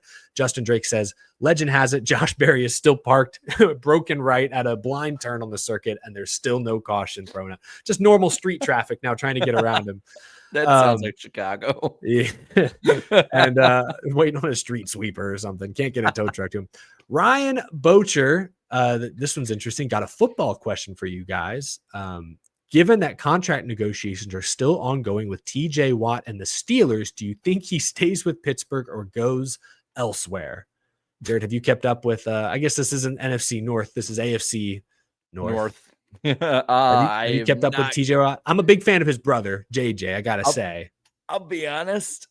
I've heard more about the other AFC North team with Trey Hendrickson and the Bungles, as I'm calling them now, because how bad their defense is. I don't know. Yeah, I gotta imagine they'll pay TJ Watt. He's like the face of their franchise. Their coach loves defense. How old is he? Because they're starting up the retirement home there with Aaron Rodgers. Well, he can't be older than like 30. He's 30 years old. He's got 2 or 3 more good years. They'll probably have to overpay him, but he's the face. He's probably, I gotta imagine there's more TJ Watt jerseys in Pittsburgh these days than anyone else, right? Maybe Aaron Rodgers takes him out in one of his mushroom darkness retreats, and then he's, hey, you should sign this man. It's real Zen, or something like. I don't know what the hell he does, but they'll take him on his darkness retreat, and that'll be good. Well, we appreciate the super chats. There are more. We will get to them by the end of the show. We really appreciate your very generous support. And it's been so great to see the chat so active all night. Time for the second half, beginning with a shift in the air. It's the lightning round here on the NASCAR Weekly Podcast. Jarrett, what do we got tonight? We actually had some lightning on our end this morning. Spooky. It was funny. It's funny. We apparently Nashville got a ton of them, and me and Danny were literally out of state the entire time. Of course, like we say each week, at NWP Clips, it's the channel that we do all the real uploads on, and eventually we'll get more clips on there. On the news side of things, Dale Jr. said that trucks are likely to have composite bodies soon. So I'm gonna be honest, that could be an absolute nightmare. Just because they're already crazy. Can you imagine what they can do when the body just pop back in place? I'm just worried about, I guess the price. I know composite bodies, they can be more durable. They can also be more expensive sometimes. I don't know. It's interesting with the Cup cars being so different now. I don't know how many parts used to trickle down into Xfinity or even trucks. Trucks are a little different, but I feel like the supply is getting shorter now that there aren't as many hand-me-down Cup pieces going to these smaller truck and Xfinity teams. So if I don't know if changing the body, does that help with that? Does that hurt with that? Does it make no difference at all? I'm not really sure. They better up the purses though, because I have a feeling they're going to have to buy a lot of that stuff, and it's not just going to be given for free like charity. And they're already talking. That's probably why the purse talk started popping up again. Yeah, could be onto something there. Mike Straw of Insider Gaming is going to be sitting down for an interview with Matt Lewis of iRacing to discuss NASCAR 25. Sounds like from his tweet that's still up, they are open for questions. It's going to be happening tomorrow morning. So if you're interested in the gaming side, definitely keep track of that. Ram has said they're considering doing a reality show of drivers trying out for their new NASCAR program with Dana White at the helm of it. And it would be a concept similar to the old Roush Racing Driver X series, according to Adam Stern. I have mixed opinions on that. I appreciate that Ram is really embracing the marketing opportunity that NASCAR presents based on how they've talked about this up to this point. But I can't get over the comments we laughed about last week where the Ram CEO didn't seem to know charters were a thing, says they were well into their Cup Series talks when all of a sudden, wait, what are these charters now? Like I can't tell how serious they really are. I'm sure there's people running this thing that are very, like, the CEO may not know every fine detail. That's fine. But I just find this interesting. It sounds like they're really into the show of it, but I don't know if they have all the details ironed out. I'm just imagining in that meeting that he's sitting there like this. He goes, oh, wait, charters come again? Yep. What are we talking about here? Call Dana White. That'll work. That's the other thing. I'm not sure Dana White being involved. Is Dana White, I don't keep up with the news. Is he, I thought he was like kind of on the outs. Am I crazy? Am I getting him mixed up with somebody? Oh, so he's UFC guy. Wasn't there drama with Dana White? I thought he would kind of been there's like always drama with Dana White. Yeah, but like I thought, why did I think this one was like bigger than usual? I just Googled Dana White, and the first thing I see is that he's gonna put a UFC match on the White House lawn. I forgot about. I did see that headline the other week. So like maybe getting him mixed up with somebody. I thought there was some he go- drama with Dana White, so but maybe I'm wrong. instead of the referee like 1, 2, 3, is Trump just come out and be like, "You're fired."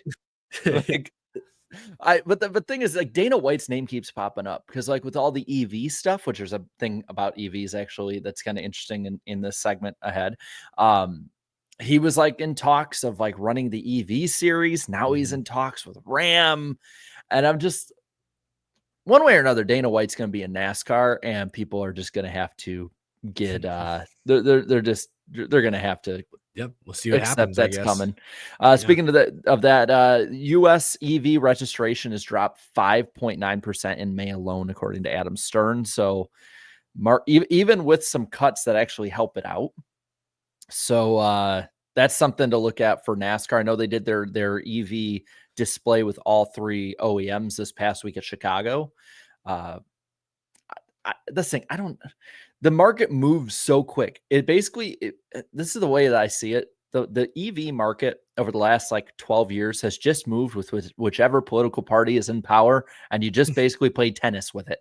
And so in 4 years, it could be really popular to have an EV series, or it could be worse. I don't freaking know. Yeah, I think like NASCAR developed that electric prototype car, and now like Chevy, Toyota, Ford have all developed their own sort of prototype. But like, I think they kind of just like, all right, we built it. Now let's put this thing in storage until we can finally get a real grasp of where is the political and the social culture going? Where are we? It doesn't seem like there's a lot of momentum now for people buying EVs. It's a lot more hybrids and other types of vehicles. I mean, Dodge is bringing back the Hemi V8 Ram, or did you see the news on that this week? Yeah, they've sold already, like pre-sold a couple 100,000 of them or something like that. It was like 10,000, like immediately pre-ordered. It's well on its way. It's a lot. It was a lot right off the bat. So let's say, but like you were saying, trends, customer desires are changing constantly, and government incentives are changing constantly. So I think they're just like, let's build everything, and then whatever finally takes hold, we'll go do that. Like we'll commit to that. On a little bit of sad news here, Howard Miller, the company that makes the Martinsville clock, is set to close this year. Oh, wow. I don't know if y'all saw Dale Jr. had a response to this that I audibly spat out my water while drinking it. Oh, what did he say? He said, they better not get cute and fuck this thing up. And I was like, damn, Dale. And then I saw like the top comments, like NASCAR's just going to buy out like 150 of these and just be like, we'll make our own later. Put them on back order, just have them in storage and just trickle them out over the years. Yeah. They can't change that much. They're grandfather clocks, for Christ's sake. Yeah, just grandfather them in. That was stupid. It was bad. That was so bad. It was so bad it was good. Didn't even really make sense. By the way, next week will be on my channel on Wednesday. We'll be back to Wednesday next week. Is there a reason you have like a cooling towel on in that shot, Jarrett? So my wife took that picture. That's an old picture. All the pictures we use are like 4 years old on this show. You could tell it's old. I wasn't fat back then. So had a nice beard as well. Opposite of the clean shaven look. Yes. Yeah, I'll get back to it. But my wife took a picture of me, and the funny part is I keep popping on screen. People are gonna be like, ah. So the funny part is like I cut out each of our pictures here and give the outline. The funny part is in the actual picture that she took of me, it's at a Cracker Barrel and we're waiting outside. It's 2020 before Daytona. Oh, wow. And so she took a picture of me. But the thing is, in the background, if you look through the window, there's this dude with the biggest fucking plumber butt with an Austin Dillon shirt. It's like the one Austin Dillon fan I actually found. And he's like mooning me through Oh God. They didn't even mean to. And I'm just good thing you crop that out of the final edit. Can you put that graphic back on the screen for a second? Okay. If we silhouetted you out, it would look like the new challenger approaching in Super Smash Bros. You're right. I'm not going to unsee that now.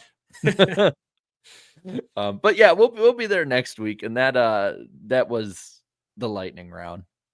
The lightning round presented by the weather. I don't know. Presented by the latest news in the NASCAR world. Speaking of the latest news in the NASCAR world, it's time for some headlines. No cool sound effect. Yeah, well, there you go. All right, good sound effect this week. Well done. NASCAR back in session. Cue the... Okay. No, I'm kidding. a minor update this week, though it could have some major immediate ramifications. So let me see if I can get the timeline right, get everyone up to speed here. Okay. So remember, months ago, 2311 and Front Row filed for a preliminary injunction saying, hey, we know we're suing NASCAR, but we believe the "you can't sue us" release language in the charter agreement is illegal. We would like this injunction granted so we can continue to race as chartered teams while the lawsuit is ongoing. And a judge said, yep, I agree with you. Here you go. Here's your injunction. So 2311 and Front Row have had charters to start the year, qualified for every race, getting purse money, payouts, all that good stuff. Well, NASCAR appealed the decision, as is their right, and an appeals panel overturned it. Said, hey, teams, wait, whoa, you can't have your cake and eat it too. You can either sue NASCAR and race as an open team, or you can race as a charter team and just take it on the chin. You can't do both. You can't have your cake and eat it too. So they overturn the injunction, but the teams get the chance to appeal one more time. Say, whoa. Can the entire appeals court hear us out, please? That request was denied earlier this week. So now, as things currently stand, this time next week, 2311 and Front Row could lose their charters. It's essentially in NASCAR's court now, no pun intended. They have the option to next week rescind the 23, 45, 35, 4, 34, and 38 team charters. Will they? Probably. They've indicated that they will, but they might not. You never know. I guess you never know. So that's what's happening. They will likely lose their charters next week, which means they will have to qualify into every race. Unlikely that we get 41 or 42 entries again this year, but it happened at Chicago this last weekend. I guess it could happen again. Ironically, it was a 2311 driver who got sent home this last weekend, Corey Heim. It could happen again. This does not impact their playoff eligibility at all. Even if they were to miss a race, as long as you attempt to qualify, you are still eligible to qualify for the playoffs. Anything else I'm missing? It doesn't affect the main lawsuit that's going to be going through till December. That's a big thing. Like, I know we keep saying it every time, but it has to be hammered home just because people will take this and say, oh, the teams have lost. It's over. It's like, no. The case is its own separate thing, essentially. See, the funny part, and I saw this on Reddit, and I don't think NASCAR will do this because I don't think there's enough time to, but could they really go full nuclear and just sell off those charters to other people? Yeah, I mean, theoretically, now the 6 charters that are owned by these teams will now go back to NASCAR's hands, and they will hold on to them or do with them what they want. And in good faith, too, if NASCAR were to try and sell them, like, would any teams actually bite at that? Because at that point, like, you're probably like, of the 2 teams in that lawsuit, you're probably going to be like dead to them basically at that point. I mean, I can't speak. I don't know what they'll do. I imagine NASCAR will, they won this part of the lawsuit. They've gotten what they wanted.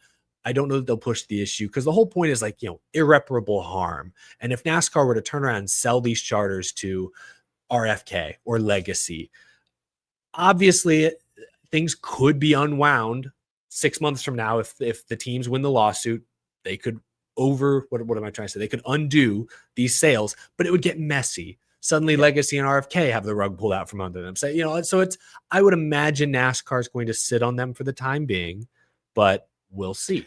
I would also probably think that the OEMs, Ford and Toyota especially, would not allow them to buy, like RFK to buy them or Toyota or maybe Legacy, just because like if NASCAR is trying to sell Legacy the 45 charter, well, then you're just screwing over Toyota and you're going to be in the doghouse. And I just also don't think any team would want to, knowing that if the lawsuit goes a certain way in a few months, like this could get, like nobody's going to even want to risk it, knowing that there's a chance this isn't a permanent. I mean, none of the charters are permanent, but you know what I mean? Like there's a chance this is not a long lasting deal. So I don't think anything will happen. The other interesting question, and this could actually, I think, affect them this year with the money side, is will NASCAR want them to give that charter money back?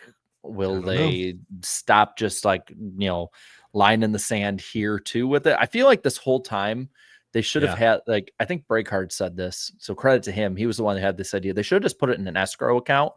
And then after the fact, either it goes to NASCAR or the other teams or these teams. Yeah, that is a messy part because now going forward, assuming the charters do get rescinded, 2311 and Front Row will make far less money per race and at the end of the year because they won't be chartered teams. But to your point, Jarrett, will they be forced to give back the previous 4 or 5 months of charter payouts they've already received? That is an interesting conundrum, perhaps, that could put It's additional financial strain on these organizations. yeah, it's gonna get so much more messy.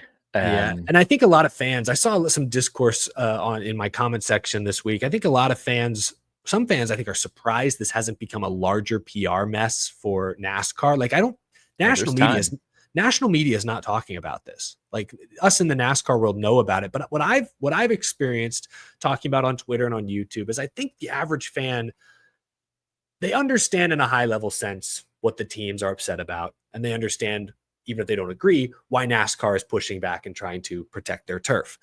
I just think everyone at this point is waiting for a result. Like, all these injunctions and appeals and back and forth. It's hard to, like, I do this for a living, and it's hard to keep up with every detail. For the average fan who has a job, a life, trying to keep up with this lawsuit on top of everything else is not a priority. I think a lot of folks are just waiting for a verdict or a settlement.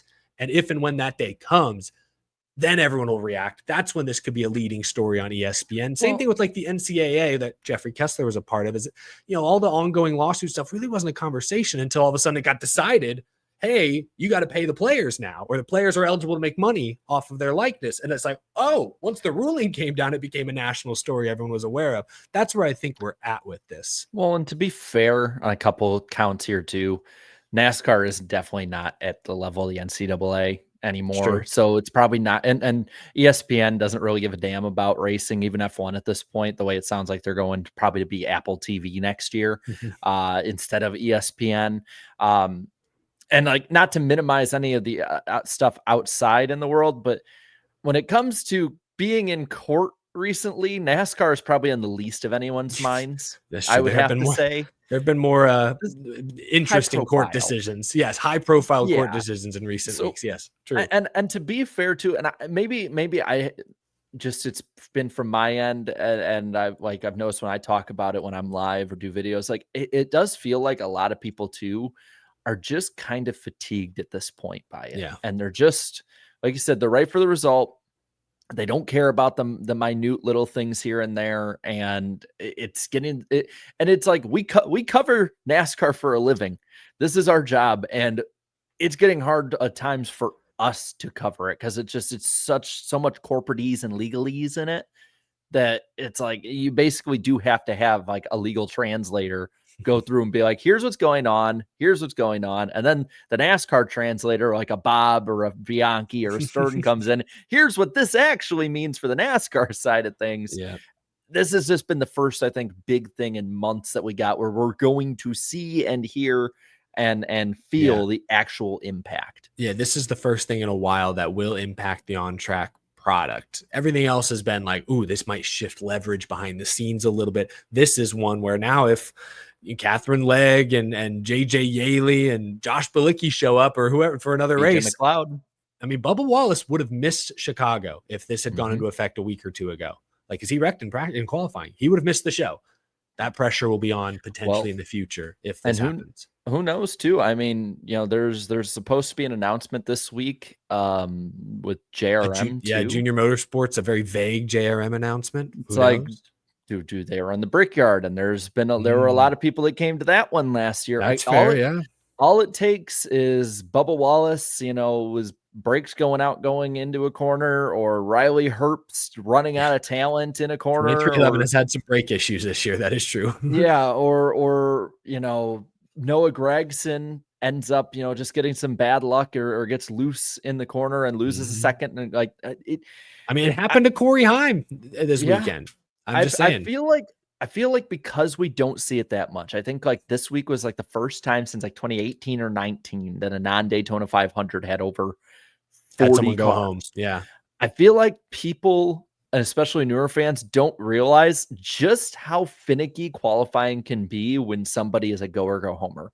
Sure. No, I mean, we talked about it a little bit. I don't think any of us had Bilicki and Catherine Legg. All due respect to them. Catherine Legg went on to finish 19th. Good for her. But I think we all would have said Corey Heim, just because he's in a better car more than anything, was going to qualify in and didn't. It made a mistake and it cost him. And so anything's possible. That's the fun about qualifying I miss so much is like, I don't know about you, but when I get home on a Friday, turn on speed and like that. I remember that Las Vegas one in like 2007, or like 15 cars crashed because they were just like going absolutely nuts, newly repaved track. And it's like, if teams really wanted to and they bring enough cars, like you could see that issue actually happen. Like Southern 500, Yeah. can you imagine Darlington? You have to get it in. The pressure is suddenly on you to qualify in. Yeah. And Tyler Reddick, who's in the playoffs. I mean, I guess maybe if they had like a thing about owner points or playoffs, maybe he could get a provisional. I don't know how that all works because we haven't had to use it. But like, Yeah, could I you don't know. imagine a playoff guy crashes out in qualifying and misses the race and is in the hole right at the start? We're going to start story seeing that would be. is what's going to happen is suddenly we'll have Noah Gregson applying for the open exemption provisional. I'm world class. Puts his cowboy hat on. Shows his chest hair too. Yeah. World I guess class. the OEP, you're not eligible for points though, so there'd be no point in doing that. Never mind. You don't get points for being the OEP. Yeah, so never mind. Tough situation. Be interesting to see if it really. What we know for a fact is this will put some immediate financial strain on the teams because they aren't going to make the same money for the rest of this year. The secondary impact is if we get a large field, pressure's on for sure. One other headline we can talk about, Bowman Gray is back on the Cup schedule for 2026, February 1st. The clash at Bowman Gray, the Cookout Clash, I'm sorry, returns. I saw a report, I want to say it was The Athletic, said that this could be part of a 5-year deal to keep Bowman Gray on the schedule regularly. Doesn't necessarily mean it'll always be the clash, but I thought this year's clash at Bowman Gray was a pleasant surprise. I thought it was going to be the clash at the Coliseum, but with less glitz and glamour. And, while Fox's coverage left a lot to be desired, the racing was phenomenal. And it looked like a great energized crowd. So I was impressed. The racing was way better than we saw in LA. And that I did not expect. Sorry, you brought that up. You immediately just reminded me of that Elliott fan. They cut to a kid. Fox cut to a child falling asleep. How many more times will this be brought up? Hey, check out this high octane American racing, badass motorsports here. Jeez, they should have ripped up their contract that moment. I'm just saying. Talking about the actual event. Maybe that's how they forced Artie out, was that broadcast. They finally said, all right, it's ready. It's time to go. He failed up. He went to football. Well, I guess that's he true. went to Monday Night Football. He's going to be directing a Super Bowl. Corporate America is backwards sometimes. God, we're going to have him look in the stands and have LeBron James sleeping at the Superdome. Oh, my God. I'm so excited. If they cut to a sleeping fan of the Super Bowl, I'm going to scream so loud. It's going to be a sleeping celebrity. You're going to have like Hillary Swank in there sleeping. Fuck, baby. Anyway. Okay, sorry. I want to say, I don't get the complaints I've been seeing about the Bowman Gray side. Like I've noticed a lot of people like, man, why are we going back to Bowman Gray or anything like that? And then on the other side, there's like people, I want the traditional one with Daytona and all that. And this will be the 5th straight year that we're having a stadium clash. Like between 2 years at Bowman Gray, 3 years at the LA Coliseum. Who knows? Maybe they'll go and down into Florida and then take one of their stadiums. Philadelphia, University of Pennsylvania has been mentioned. Yeah, I mean, so I would honestly, if that's going to be the identity, we just have a rock'em sock'em quarter-mile brawl in a stadium, and we just take it around the country or where we can. Let's just do that. If it's going to be a rotation, we'll just go to different ones like that. I have a feeling it's not. I have a feeling we're probably going to have like Brazil in 27, and maybe they'll do like Daytona once every 5 to 7 years just to make people actually care about it. Like, I'm okay with it. I am. I'm absolutely fine with them coming back to Bowman Gray, starting the year off with that, reaching back to the roots, if you will. And it was a fun way to start the year. Yeah, I like I said, I thought it was going to be just the same kind of racing as we saw at LA, but with a little less pomp and circumstance. And I was wrong. Obviously, there was a great energy in the crowd, but the racing was really good at Bowman Gray. Like there was multi-groove.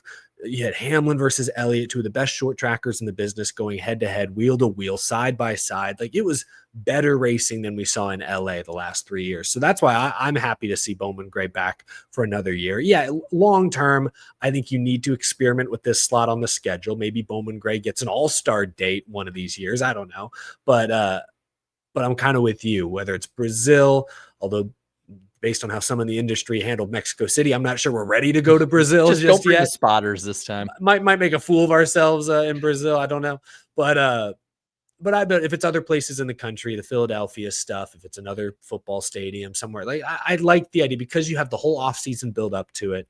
You can get a little funky with the logistics, especially with when the Super Bowl might get slotted. Like you also have a couple weeks to recover. So like you could really that's why I think they've talked so much about Brazil, is because you'll have time to prepare and time to recover from that. So if it's not international, if it's just some other wild event, you got to experiment with this slot.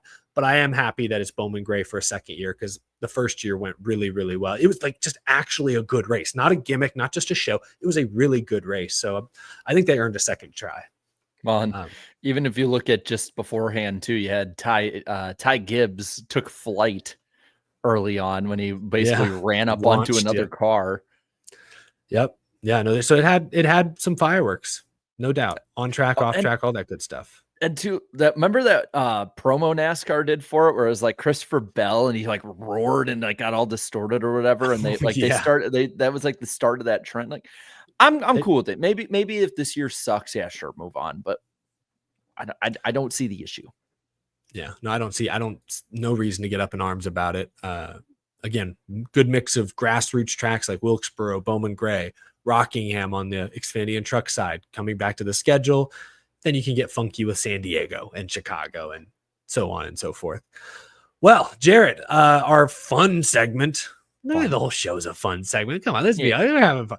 Our fun segment is a bit abbreviated tonight because I have no competition this week for random driver of the week. Sadly, I'm sorry, chat, to disappoint y'all. Instead, we can do our prediction segment, our accountability session. So every week, each host makes 2 motorsport, NASCAR, or show-related predictions. We keep track every week in our accountability session, and we try to keep our predictions fairly concise within the coming weeks and years. Jared has a huge book in his office where he hand writes all of our predictions. And so if we start like stacking up predictions that don't come true for years down the line, there's only so many pages. I don't want to force Jared to cut down more trees here. We're trying to be environmentally conscious on this show to some extent. Blow off the dust, just be like, have dust fly.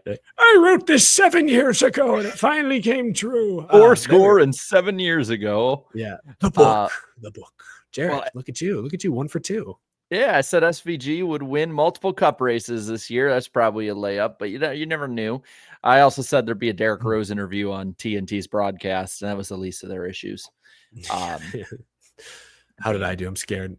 Oh, are we going to Danny next? Danny said Catherine Legg said she would get at least 1 top 25 finish in any NASCAR series, and that Kyle Busch would get a top 10 in Chicago. Got that one. Said SVG would lead the most laps in both Chicago races, and then Michael McDowell happened. Yeah, all right. And then Eric said Bowman Gray would be on the 2026 Cup schedule. Yeah. So nice one. And the Ty Dillon, the GOAT, would upset Brad Keselowski. That's huge. Thank you, Hocevar. And then said a different driver would win each Cup road course race this year in Cup. I don't know why I made that prediction. And that rain tires would be used at Chicago's Cup race for the 3rd year in a row. I thought that was a layup. Damn it. It was not. Oh, Calypso. So for the percentage this year, I'm still leading at 34.21, Danny at 32.61, and Eric at 27.78. All time, I'm at clean 40, Danny at 31.41, and Eric at 30.38. So I'll kick it off here. We talked about him earlier. I think whether he's part of a team, an OEM, a series, whatnot, NASCAR will have this happen. Dana White will be monetarily involved in NASCAR by 2027. Okay. I don't think it's going to be next year. I think that's too soon. But I think one way or another, he's going to be a major part of the sport. NASCAR wants the money to come in, and I think that he's the most logical big name to come in next. And then that means I should probably start doing my research. Do we have a Danny prediction that we're going to give first, or do we want to do those last? Yeah, why not? Let me make sure I got it here. I make sure the Wi-Fi is good on the stream, but I turned it off on my end so that it wouldn't interfere. Whoops. So he said Alex Bowman would be in the championship finale of the in-season tournament. He's going up against that bad man Ty Dillon this weekend. Tough matchup. That bad man. Okay, so I'll do my first prediction will be in season challenge related. This week we have the legacy guys going head to head, Eric Jones versus John Hunter Nemechek. My prediction is that Eric Jones will win the battle of legacy this weekend. Remember, John Hunter was 6th at Mexico City, but I like Jones's consistency. I'll say the last 10 laps will have a pass for the win in Cup. There will be a pass for the win in the last 10 laps. I don't think it's going to be a runaway. I think strategy will probably come in handy, kind of like last year in a lot of ways. So I think there will be a pass for the win in the last 10 laps. Okay. As for Danny's second prediction, he said NASCAR 25 will be advertised on a race car before the game is released this year. Okay. I like it. Custom paint scheme. My final prediction, tell me if you think this is a layup. I don't think it is. And if it is, it's my makeup for the rain one not going my way last week. I say that Shane Van Gisbergen will not lead the most laps in the Cup race on Sunday. I know he didn't. I guess he didn't at Chicago. So maybe it is a layup because I feel like the Cup field will be closer to him this weekend. I still don't think it is because remember how damn good he was in Xfinity last year. Wasn't this the track he burned it down in front of Austin Hill for a whole lap? I think it was hilarious. All right, well, I'm going to tell you, even if it is a layup, I'm in the basement. Give me this one. That's my prediction. That's all good. And we'll do random driver next week. So that means for another week, you guys are tied at 24. That's good. Just building suspense. That's what we're doing here, Jarrett.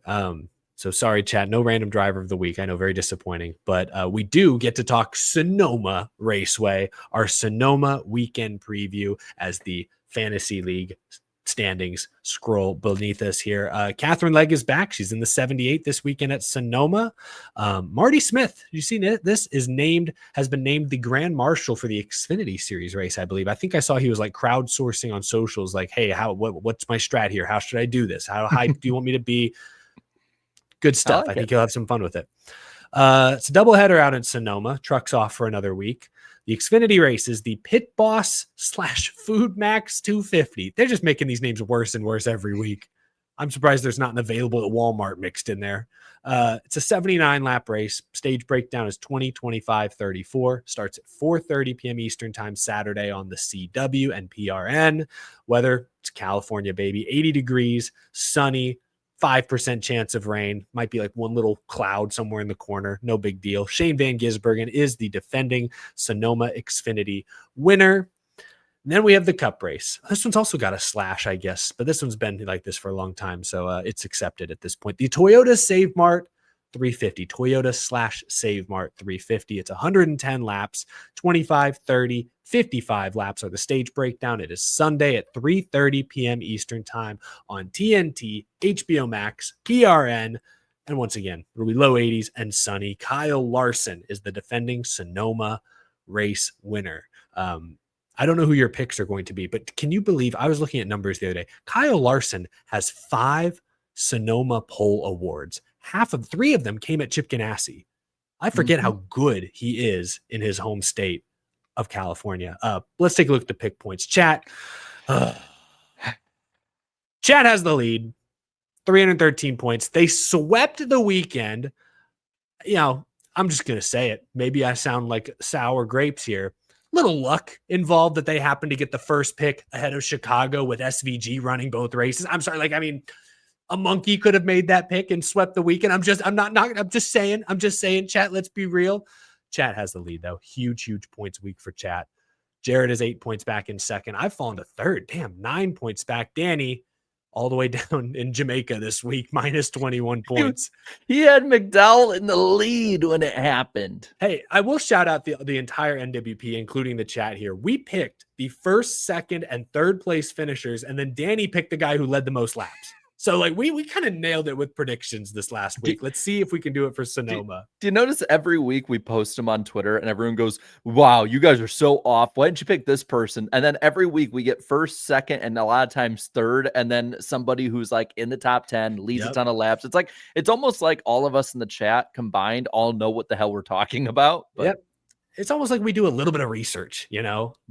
Now I say this and we're going to have like everyone 30th and worse this week. Yeah. Chat, you're really going to be tested this week. You got to prove to us that you deserve that top spot because now you get the fourth pick at Sonoma. Got to earn your money this week, chat. I know they didn't like it. I called them out. I don't mean to call y'all out. You're just playing by the rules.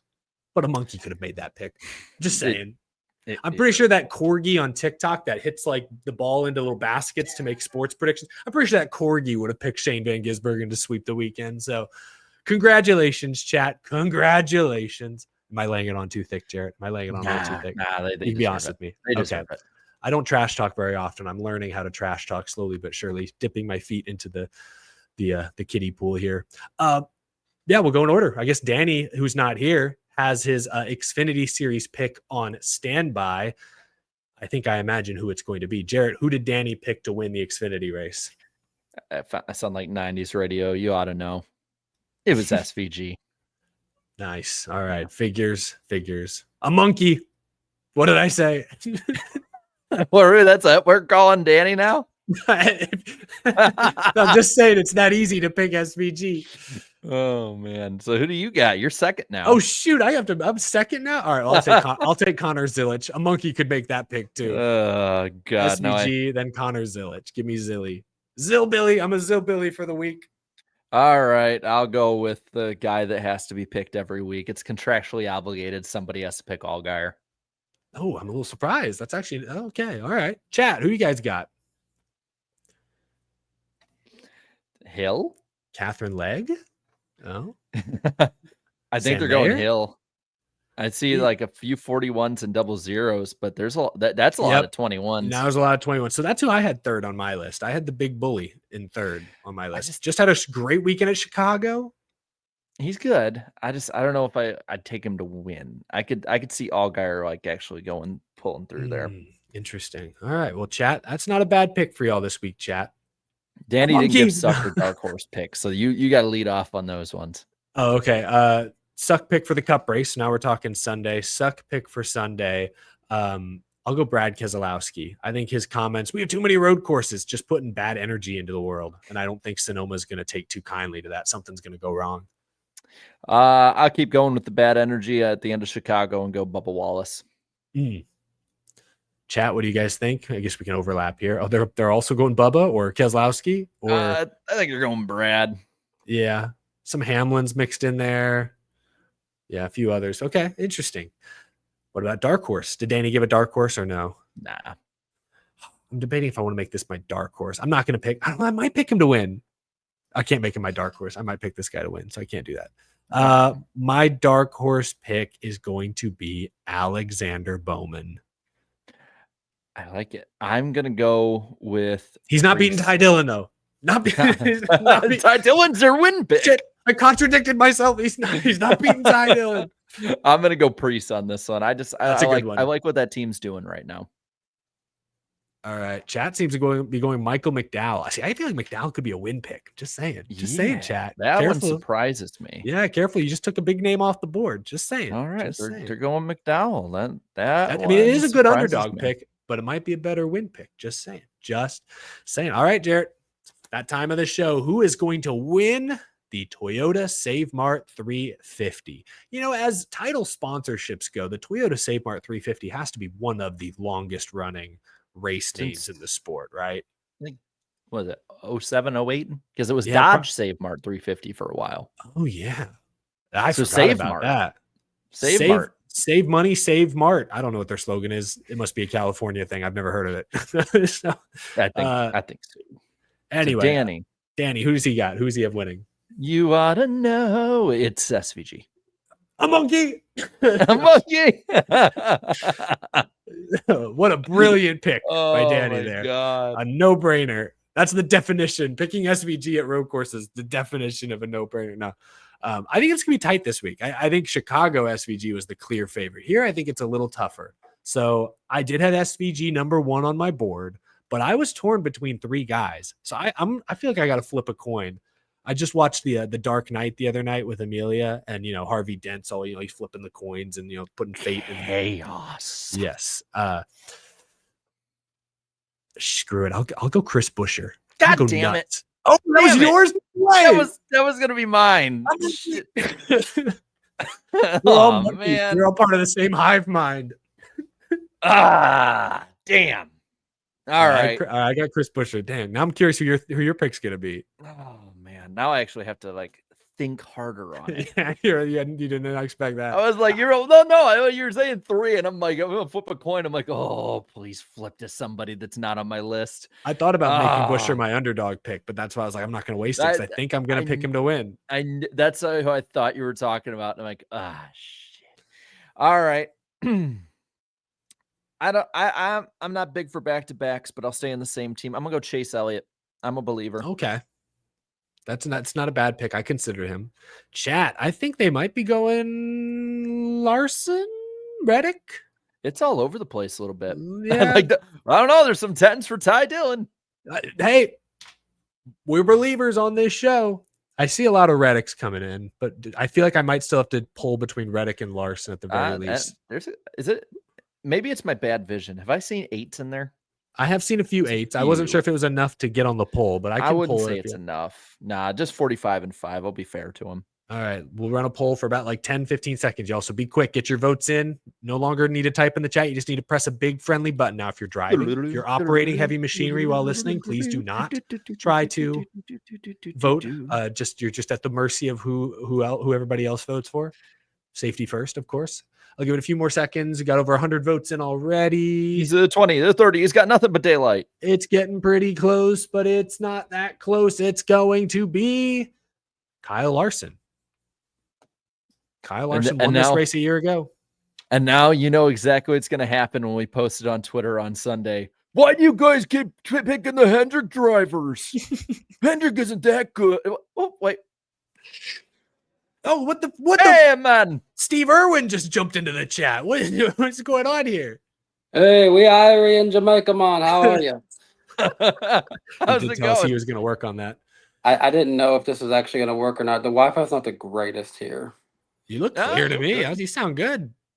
Okay, because it's not that fast here. Even in our final stay, we're in a little nicer place to stay than where we have been, but the internet's still not that fast here. Don't be busting our balls here, Danny. You just made it in time for picks. So, Danny, obviously you had the first choice. You took Shane Van Gisbergen. Do you care to elaborate at all on your SVG pick for this week? Did you not watch last week? I'm opening the floor up for you. You did you see that?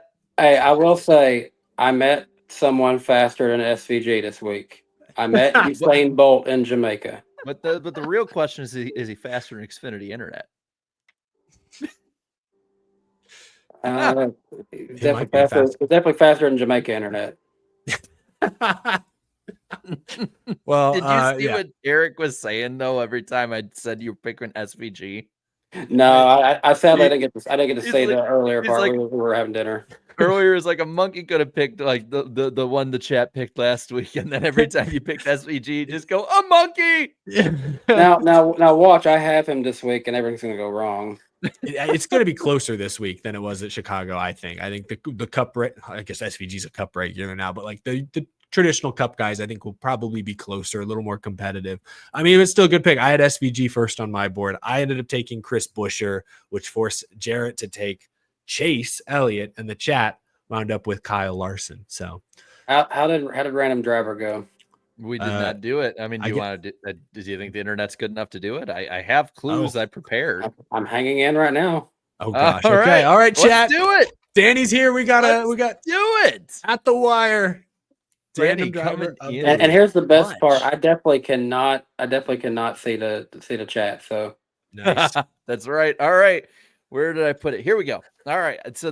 It's funny because I put the dates on it, and I completely forgot to put the date on this week. So look at Jarrett being prepared, even with this last minute audible. Also, you're gonna have to tell me if I'm right or wrong, because on mobile you can't hear those sound effects that you do. Good to know.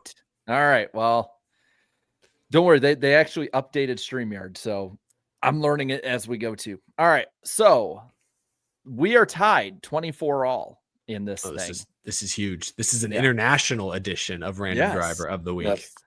Yes. 24 all. So Eric got last week. Actually, of the last 5, Eric has been on a bit of a heater. So we got Jeff Gordon last week, as well as Christian Fittipaldi and Chase Briscoe.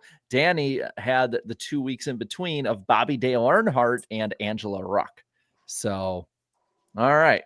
This random driver started racing on karts at 3 years old. That's a lot too, yes. This random driver has run in the 24 Hours of Daytona 8 times, winning once.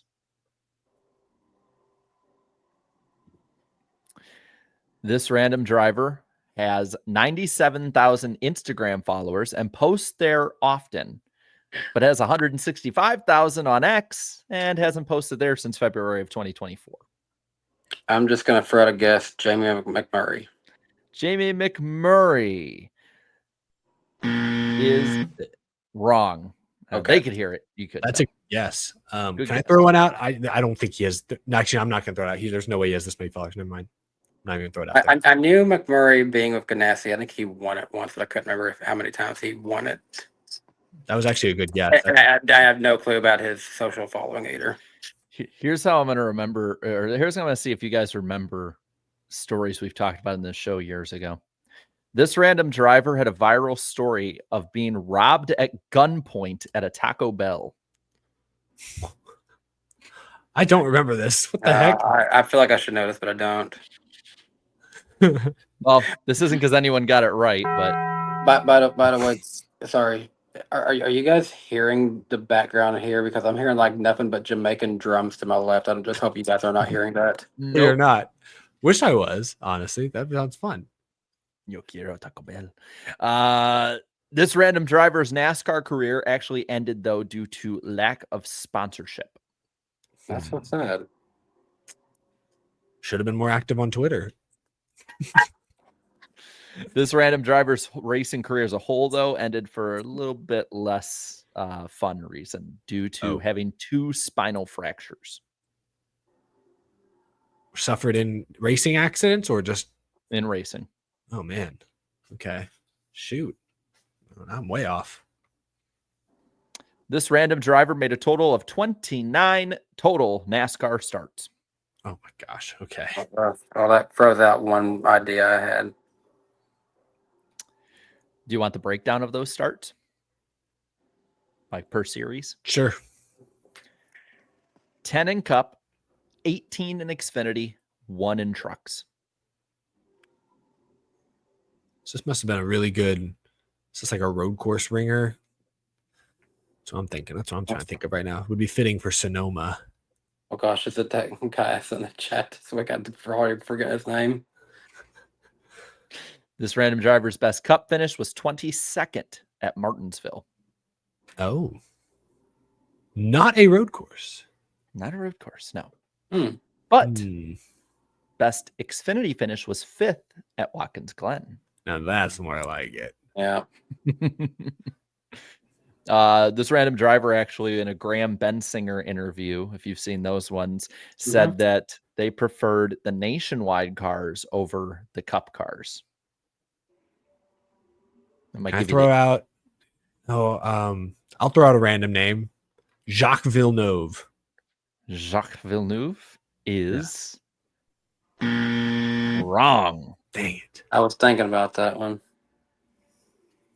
The numbers this random driver has driven. It's okay. I don't have anything to write anything down with. I don't either. I'm just holding my phone. In their racing career, the numbers are 055, 01, 02, 2, 7, 9, 10, 17, 26, 27, 40, 41, 42, and 50. Can you run for him one more time? Yeah. 055, 01, 02, 2, 7, 9, 10, 17, 26, 27, 40, 41, 42, and 50.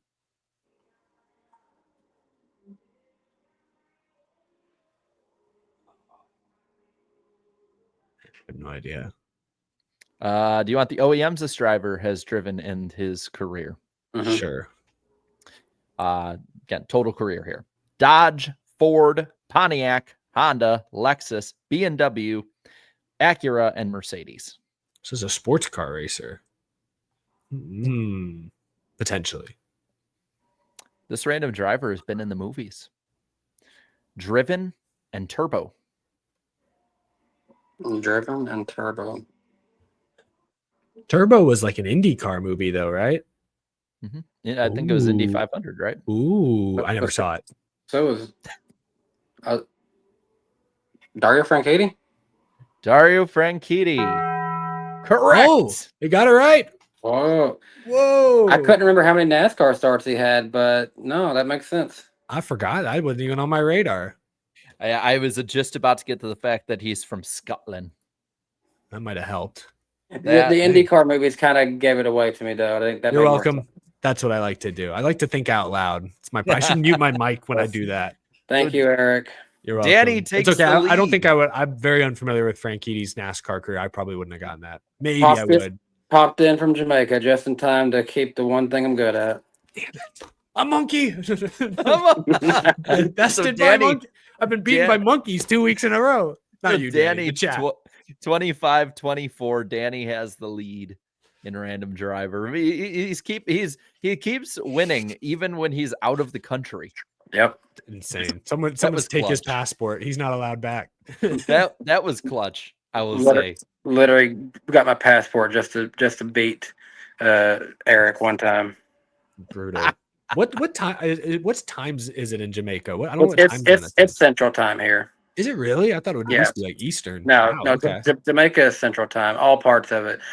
Jamaica is about the size of the state of Connecticut. We found out, like, it's not that big of a state, Wow. or it's not that big of a country at all. And instead of, we have counties in our states in the United States. Here they have parishes. So Okay. I think we spent majority of our time in St. Catherine Parish, and we went into the capital Kingston for a little bit. Now we're just outside of Montego Bay. We fly out of Montego Bay Airport tomorrow. Nice. Well, safe travels, Danny. Appreciate you stopping by, even though it came at my expense. I never thought we would learn about Jamaica on this show 8 years in.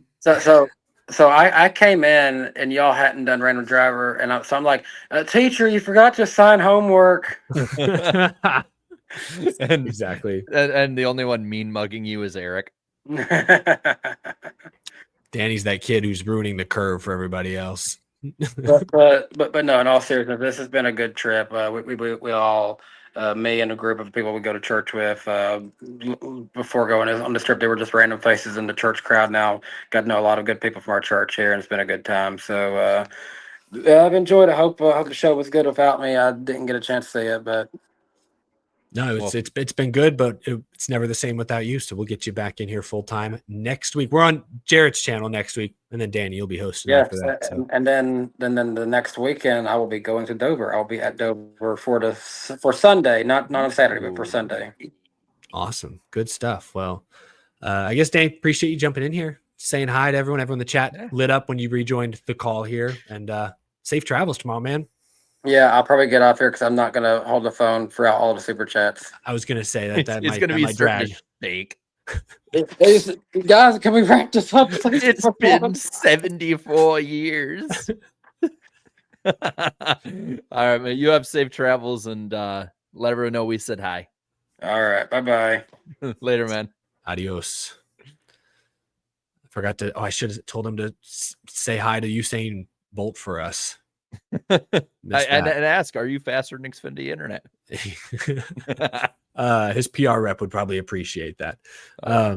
We kind of just alluded to it. That's it for our Sonoma preview, which means to wrap up tonight's show is our final super chat stage break. Really appreciate you all sticking with us tonight, sending a lot of very generous messages and questions and comments. We will read the remaining chats right here, right now, from All Sports All Day.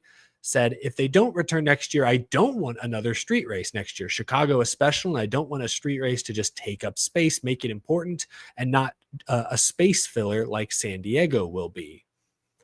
I understand that perspective, but also I think realistically, it's going to be difficult to be in Chicago long term. And I think it showed that, hey, an urban street race in a city center is very possible anywhere. And San Diego, I think there are cities where you could argue that, like doing a street race in Charlotte, for example, might be cool, but you don't really need to do that. Placeholder that Exactly. San Diego at least fills that Southern California gap that has unfortunately been missing for a couple of years now post Fontana. So that's why I would be okay with San Diego. I'm with you. There are certain cities where it wouldn't really make sense. It would feel like filler. I don't think San Diego is filler. That's my take. Some people may disagree. Lego NASCAR, thanks for the 5, says, for Jared, do you think that iRacing will lock everything in NASCAR 25 behind a paywall like with their sim service? I'm slightly fearful of that. I don't think so personally. I can ask about it. I mean, I can ask about like paywalls and DLCs and stuff like that. Yeah, like what's unlockable versus what's an add-on, because I mean I can't imagine like iRacing, literally if you want to drive the Chevy Camaro you have to buy it, Yeah. Whereas in I like don't this think game, that's how it'll be. No, I assume in this game all the drivers will be unlockable for free. Paint schemes, certain paint schemes could be bonus. I don't know. Okay, so if it comes to stuff like that, cars won't be, drivers won't be, paint schemes won't be. They've already talked about, I think they have like over 100 drivers or like 120 it's like some big number of drivers in it. There maybe it's like 200. It's something crazy. I think it's almost like 200 drivers. They'll have like each of them will have 1 to 2 paint schemes each. I don't think you'll have to buy anything right at the start at launch. It should this very much from what they've talked about and what I've been told is very much like trying to be a love letter to fans of like, hey, we're going to get this thing back on the right track more than we're going to take all your money like the last company did. Yeah, no, that's a good sign. Let's hope that they follow through on that. Steven Gibson says, I love 5 or 6 road courses, but I hate how they are stacked on top of each other in the middle of the summer. I'd love to see one every 5 or 6 races.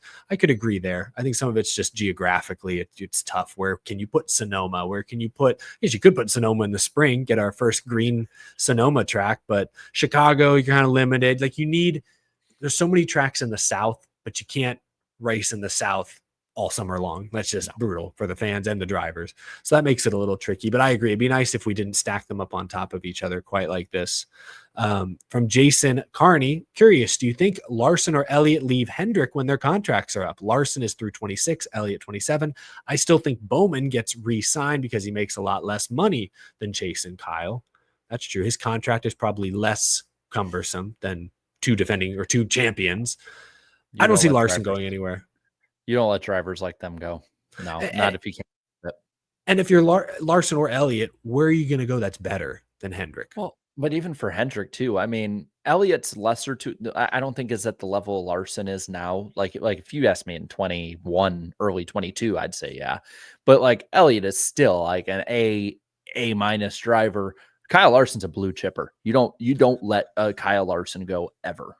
Yeah, no, exactly. So I guess the conversation ends there. You're right. I'm just wondering, like, even if, say, there was the chance, like, how much would Joe Gibbs Racing say have to pay Chase Elliott for him to go to the 11 car in 2 years? I don't know. Like, for example, I think it's that. I think you'd have to trade a driver like Christopher Bell over to get somebody like one of them. That's not how this works, though. It's all contracts and free agency. Yeah, again, but you add in the sponsorship that's connected with these guys too, that are just signed longer, and that sponsorship would probably go with too. So you'd probably have to buy that out with Hendrick. Like, I think you would actually get real life free agency for that, and you would have to give up someone really good. Like, I think you maybe would just have to give up somebody because you couldn't afford to pay him after you spent all the money to buy up to get Chase Elliott. Because, like, obviously, if you're like, hey, Chase, we'll give you, I'm just making up, we'll give you $20 million to replace Denny Hamlin when he retires. Okay, Rick Hendrick's going to offer $22 million, and then you're saying like you'd stay with Hendrick. Like, I mean, that's I don't know. Yeah, you can't let any of them. You might even take a hometown discount to stay at Hendrick because they've been so consistent with over in the 9 car over the years. Steven Gibson says, I wish we had 2 stages with a race to halfway. I see. So like 1 stage break in the middle of the race. That's understandable, I guess. Roughly, though, a lot of them reach that. Yeah. Like, if you're talking like a stage in the first half and then the stage at halfway? Is that the question? More I think or what they're less? saying no is really it's like a race is just 2 stages with 1 break in the middle. Man, that's don't getting know. too sports bally for me. I don't want a halftime. Halftime? I don't know. We basically have periods now, like it's the NHL. Fair. I don't know. Yeah, and tricky. As long as we can get like a cool halftime show, get Wiz Madonna out there. Oh God, leaking dust. The Roman number 3, always appreciate seeing you. You glossed. Oh yeah, I saw this chat earlier. You glossed over the Big Bullies dual top 10. Yes, shout out to Austin Hill with That's top right. 10s in the Cup and Xfinity race this past weekend. Did you see he said he felt like he won a race when he got a top 10 in the Cup race? That's cool. I like to see that. That's like awesome. because he's a kind of a vet at this point. He's close to 30 years old, been around a while. He's won a lot of Xfinity and he's won truck races. So that's pretty cool to see him get that hyped about racing on Sunday. That is actually really cool. Alex Luft shouts out Catherine Legg, got a top 20. I just want to say my leg. Thank you, Alex. Yes, shout out to Catherine Legg. That is impressive. JB asks, are the whispers true? Trackhouse moving to Dodge. I don't know if those are like real whispers from people with any real knowledge of the situation, but I just think anyone who can look at the landscape and say, well, a 4th OEM would want to go to an established team that's probably not already the top dog with Ford, Chevy, or Toyota. And Trackhouse fits that bill. They are not the top Chevy team, but they're pretty well established and have some high-profile drivers and sponsors. So yeah, I think that's why people mention Trackhouse as one of the teams that could switch. But are the wheels in motion officially yet? I don't know. I'm not sure. Again, from the Roman numeral 3, Majeski won Slinger again. Not a surprise. I did see that. Shout out Ty Majeski, I think 2 nights ago, won his 4th Slinger Nationals. Would have been 5, but a few years ago, Matt the Brat roughed him up a little bit. William Brandt, thank you for the 5. Are we in an era now where road course ringers like SVG have a viable shot at the championship? He's likely picking up another win at Sonoma. I mean, if it's not Sonoma, it could be Watkins. There's a good chance he wins another race, or at least wins another stage before the playoffs, gets another playoff point or 2 or 5. I mean, he'll get playoff points, and that might be enough it might be enough to carry him to the next round. And then you got the Roval. Like, he could get to the round of 8. Yeah, but it's like, I don't see him being, I don't see that massive of an improvement at the intermediate. I think even if he gets to Phoenix, I think a Meteor would have to take out his 3 contenders for him to win the championship. I mean, let me put it that way. You're gonna almost certainly be going against Christopher Bell, Kyle Larson, William Byron, maybe Chase Elliott, Reddick, Hamlin. Yeah, I didn't even mention Hamlin. You're not. I mean, yeah, maybe Talladega takes a lot of them out, but with how bad SVG would run at the other 2, like, no, I'm sorry, I don't see that happening. No, it is almost 0% that SVG gets the round of 4, let alone wins the championship, I think. But if the format changes next year, we get a 3-race final round, and say somehow, some way a road course sneaks into that final round, and we have a road, maybe next year the odds would be more in his favor, maybe, but I think he still has a ways to go to develop. And now Trackhouse, frankly, has ways to go to get faster on the intermediates. Austin Blancett, thank you for the back-to-back super chats. What's up, y'all? Eric, on your point today in your video about there being too many road courses, I want to say if your goal is to expand into new markets, these new markets only have road courses. Yeah, I actually brought that point up. Like, because of NASCAR's push to do more road racing, they've been able to go to Austin, which is a big growing market. They've been able to go to Mexico City, the streets of Chicago.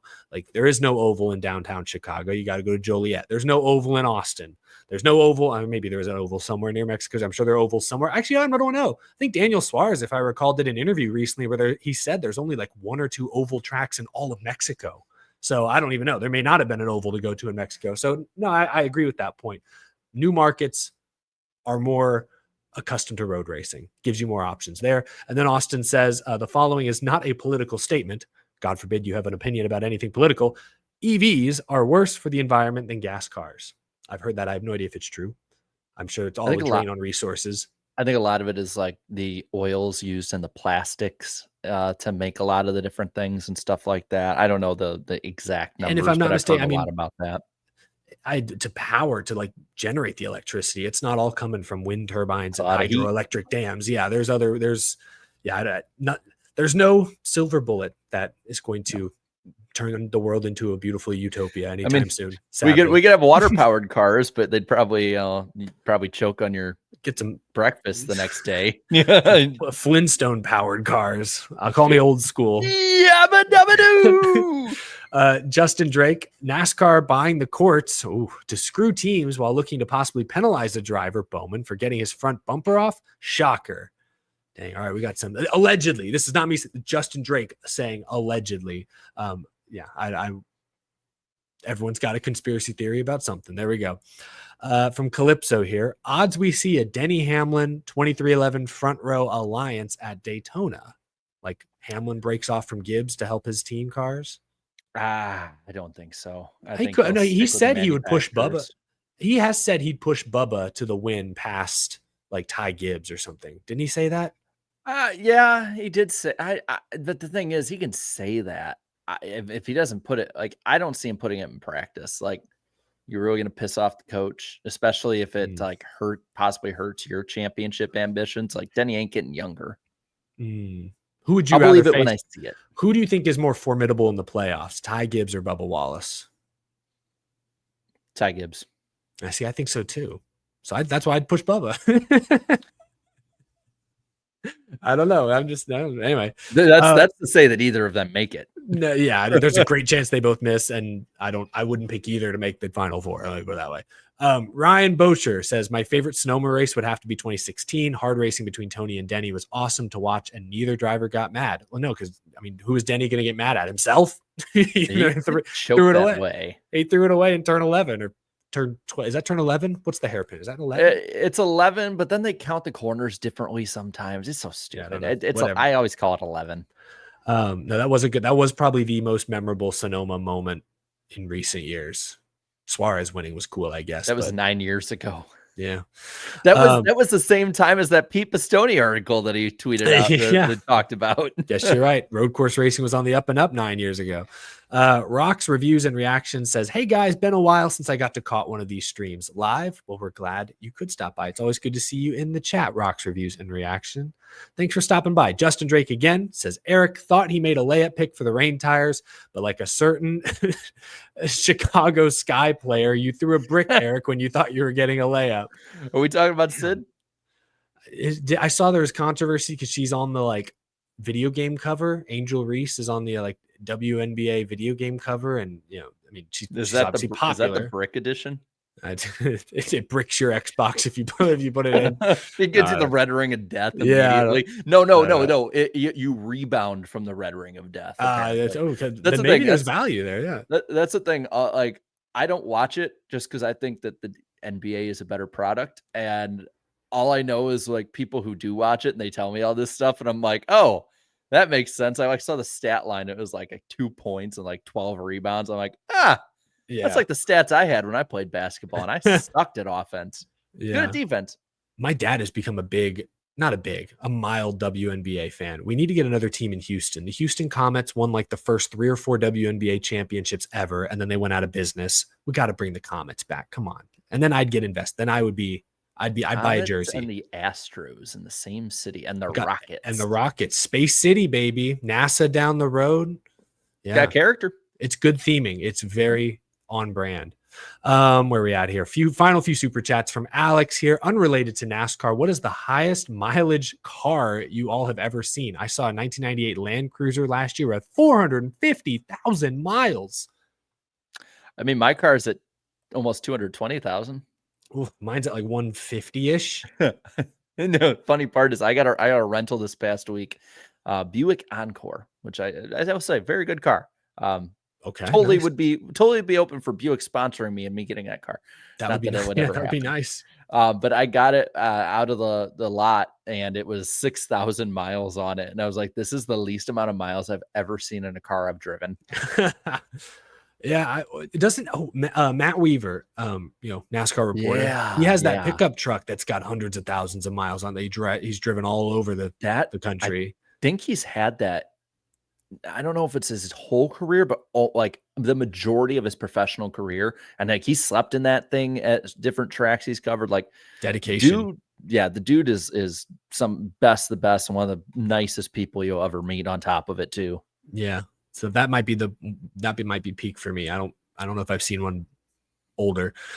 Christopher 11 says, which 4 drivers from the remaining in-season challenge drivers would you build a dream team with? Okay, hold on. Let me pull it up real quick. Left. Yeah, I guess we know Ty Dillon. Yeah, Ty Dillon. Okay, here's who's left. Ty Dillon, Alex Bowman, John Hunter Nemechek, Eric Jones, Preece, Reddick, Ty Gibbs, or Zane Smith. Right. I gotta get 4 of these 8. Right. Okay. Yeah. I think I think for sure I would take Preece and Reddick for sure. Probably Eric Jones. Oh really? Man. Okay, I got my 4 if you want. Sure, give me your 4. I'm thinking of my last one. Reddick, Preece, Gibbs, Bowman. Oh, I'm thinking about Bowman. I'm definitely thinking about it. Man. He's solid. He's like you always know he's gonna get like that one, as long as he doesn't hurt himself, he's gonna get one of those weird ass wins, or he's gonna be up there. Reddick isn't given. Gibbs has upside. Preece has shown that you give him equipment, he'll deliver. I think Preece and Reddick are a no-brainer. I think there's no disagreement there. Ty Gibbs is a maybe. I just don't know. I don't know. Ty Gibbs, I have questions about Ty Gibbs. He's been great the last month. He's going to win eventually, but I still have some questions. He's so young, though. It's just, oh my gosh. It's like drafting a kid out of high school. He's got upside. Eric Jones is solid. Eric Jones has won the Southern 500 not once, but twice. I mean, I can't look past that. I mean, Alex Bowman's fine, but he's been in a Hendrick car for years. You got to be better than fine if you're in a Hendrick car, in my eyes. He's got more wins than most in Hendrick have. Like if you look in the past, like he's not a scrub. No, that's true. There've been some worse Hendrick. There've definitely been worse Hendrick drivers. You're making a good argument for me to swap out Preece for Jones. I'll say that. You swap out Preece? Well, the thing is for me, if you're picking your dream team, I want somebody with upside long term. Preece isn't that old? Yeah, but he's not as young as Ty Gibbs. And Eric Jones, like you said, he won the Southern 500. He's been pretty damn good before. But thing is, he's been in good cars too and not delivered. He was young. He's Joey Logano, except Joey Logano went to Penske. Eric Jones went to Legacy Motor. But to be fair, the he's young argument I could use for Ty Gibbs. He's young. He's got time. I think I'll take Gibbs. No, I'm saying I think I'll go Preece, Reddick, Jones, Gibbs. I think those would be the 4 I would take. Sorry, Ty Dillon. Preece, Reddick. So you and me are basically like we'd have to argue Bowman v Jones here. I think we would. And Bowman's close. Like I understand picking Bowman, but I don't know. I like Jones. That was a good question. Final 4 here. Actually, final 5. I apologize. West Virginia, CEO of Legacy Sponsorships, working great. Got Family Dollar re-signed, and just got Hertz. Jimmy truly did hire the right people, and we memed him for it. It's funny they have Hertz, a car rental brand, and Jimmy had Carvana for all those years. Yeah, wait, that's a little. Is there a conflict there? I don't know. That's a little weird. I would think maybe. Here's a hot take. Gridflow says, I don't see a problem with NASCAR being a monopoly. I mean, it's worked for 76, 77 years, whatever it's been. Shoot, I don't even know what to say to that. I might not be working as good as it used to, but I mean, we're used to it. I mean, yeah, I guess it's worked. I guess the sport's still here, but gosh, I mean, they're testing it now, owning ARCA, owning all the tracks. I mean, man, I don't know. IMSA, oof. All sports all day says Mexico City oval circuit instead of road course. I think you could sort of do like a street oval with that configuration. I think there is a way to do that. Yeah, I think they showed there's a way, but I don't know like seating, all that other stuff. I don't know how that'd work. Yeah, Rouser says should NASCAR sell the 2311 charters to punish them? We kind of talked about that earlier. I don't know if anyone would buy them, knowing that there's a chance they could get rescinded if the teams win the lawsuit. But who was it that said the monopoly one earlier? Gridflow. Gridflow and Rouser need to get together because I think they're on the same wavelength right now. I think that might be Jim Francis' burner. That's Jim and Brian. Brian's trying to position himself to power again. Yeah. Final super chats here from Justin Drake. Again, very generous tonight. As always, Justin, we appreciate it. After McDowell had throttle issues, can we all agree Briscoe is the only one to give SVG any sort of fight? Held him off on 12-lap older tires for 2 to 3 laps. If not for cutting a tire, he'd have been top 10 or 7 this weekend. Yeah, he should have been up there kind of where Reddick was, charging through the field at the end, but didn't get that opportunity. Briscoe is good. I don't know that I would really put him on SVG's level, but you're right. He did do a good job there on older tires. That's fair. I mean, he's a good road racer. We saw that in Xfinity. And then finally here from Zardy, if they have the Gen 4 in iRacing, why not in NASCAR 25? Have you heard, are they going to do any like old school, like NASCAR classics or time machine stuff? Yeah, I assume you'd save that for later. You keep that in your back pocket, you know? I haven't heard anything about that really. I mean, the biggest thing that they would add to the game would be RAM. And that's maybe they might just wait till NASCAR 26 for that one. Sure. But I think that would be really cool down the line. I think the only issue is you're not going to be able to get many of the sponsors because you're going to have to buy those licensing fees. So yeah. I think the real question would be, how good's the paint booth? And can maybe you make a bunch of really good customs the way you do on Trading Paints? Because I know it's the same company making it, but it's like, let's not act like we're also going to be using all of the same, like 1-for-1 everything with that. I mean, I think it'd be really cool. They seem to have a 10-year plan, so that'd be some really cool stuff to do down the line. Yeah, I like that. You got to keep some ideas pinned for later, for sure. But that is going to do it. Thank you all so much for sending in these super chats tonight. It was really fun to hang out with everyone. One-on-one, Jarrett. This was different. Yeah. Glad Danny was able to stop by, call in from Jamaica. We'll see him next week on the Iceberg, 8 p.m. Eastern time, back on Wednesday, July 16th. All three of us had Wednesday night conflicts this week. I was out of town. Jarrett, I don't remember what was going on with you. I was originally supposed to get back in town Wednesday, and that's right, because the rental had changed to Tuesday, but I was still I was on kiddo duty. Yes. In multiple ways with plenty of duty. But yeah, and then Danny, of course, is out of the country. So yeah, glad we could do this tonight at least. Yeah. We'll be back. Couple Thursday shows a year aren't too bad.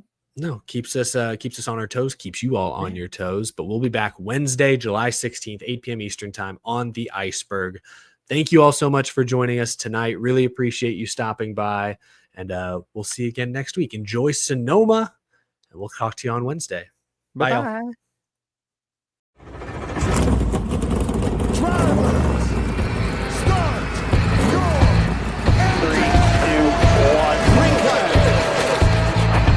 Start it off right now.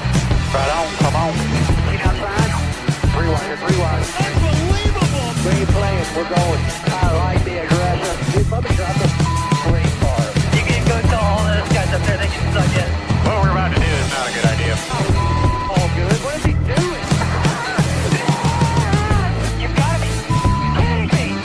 Half the pack is flying apart. They're so nice to See you at the line.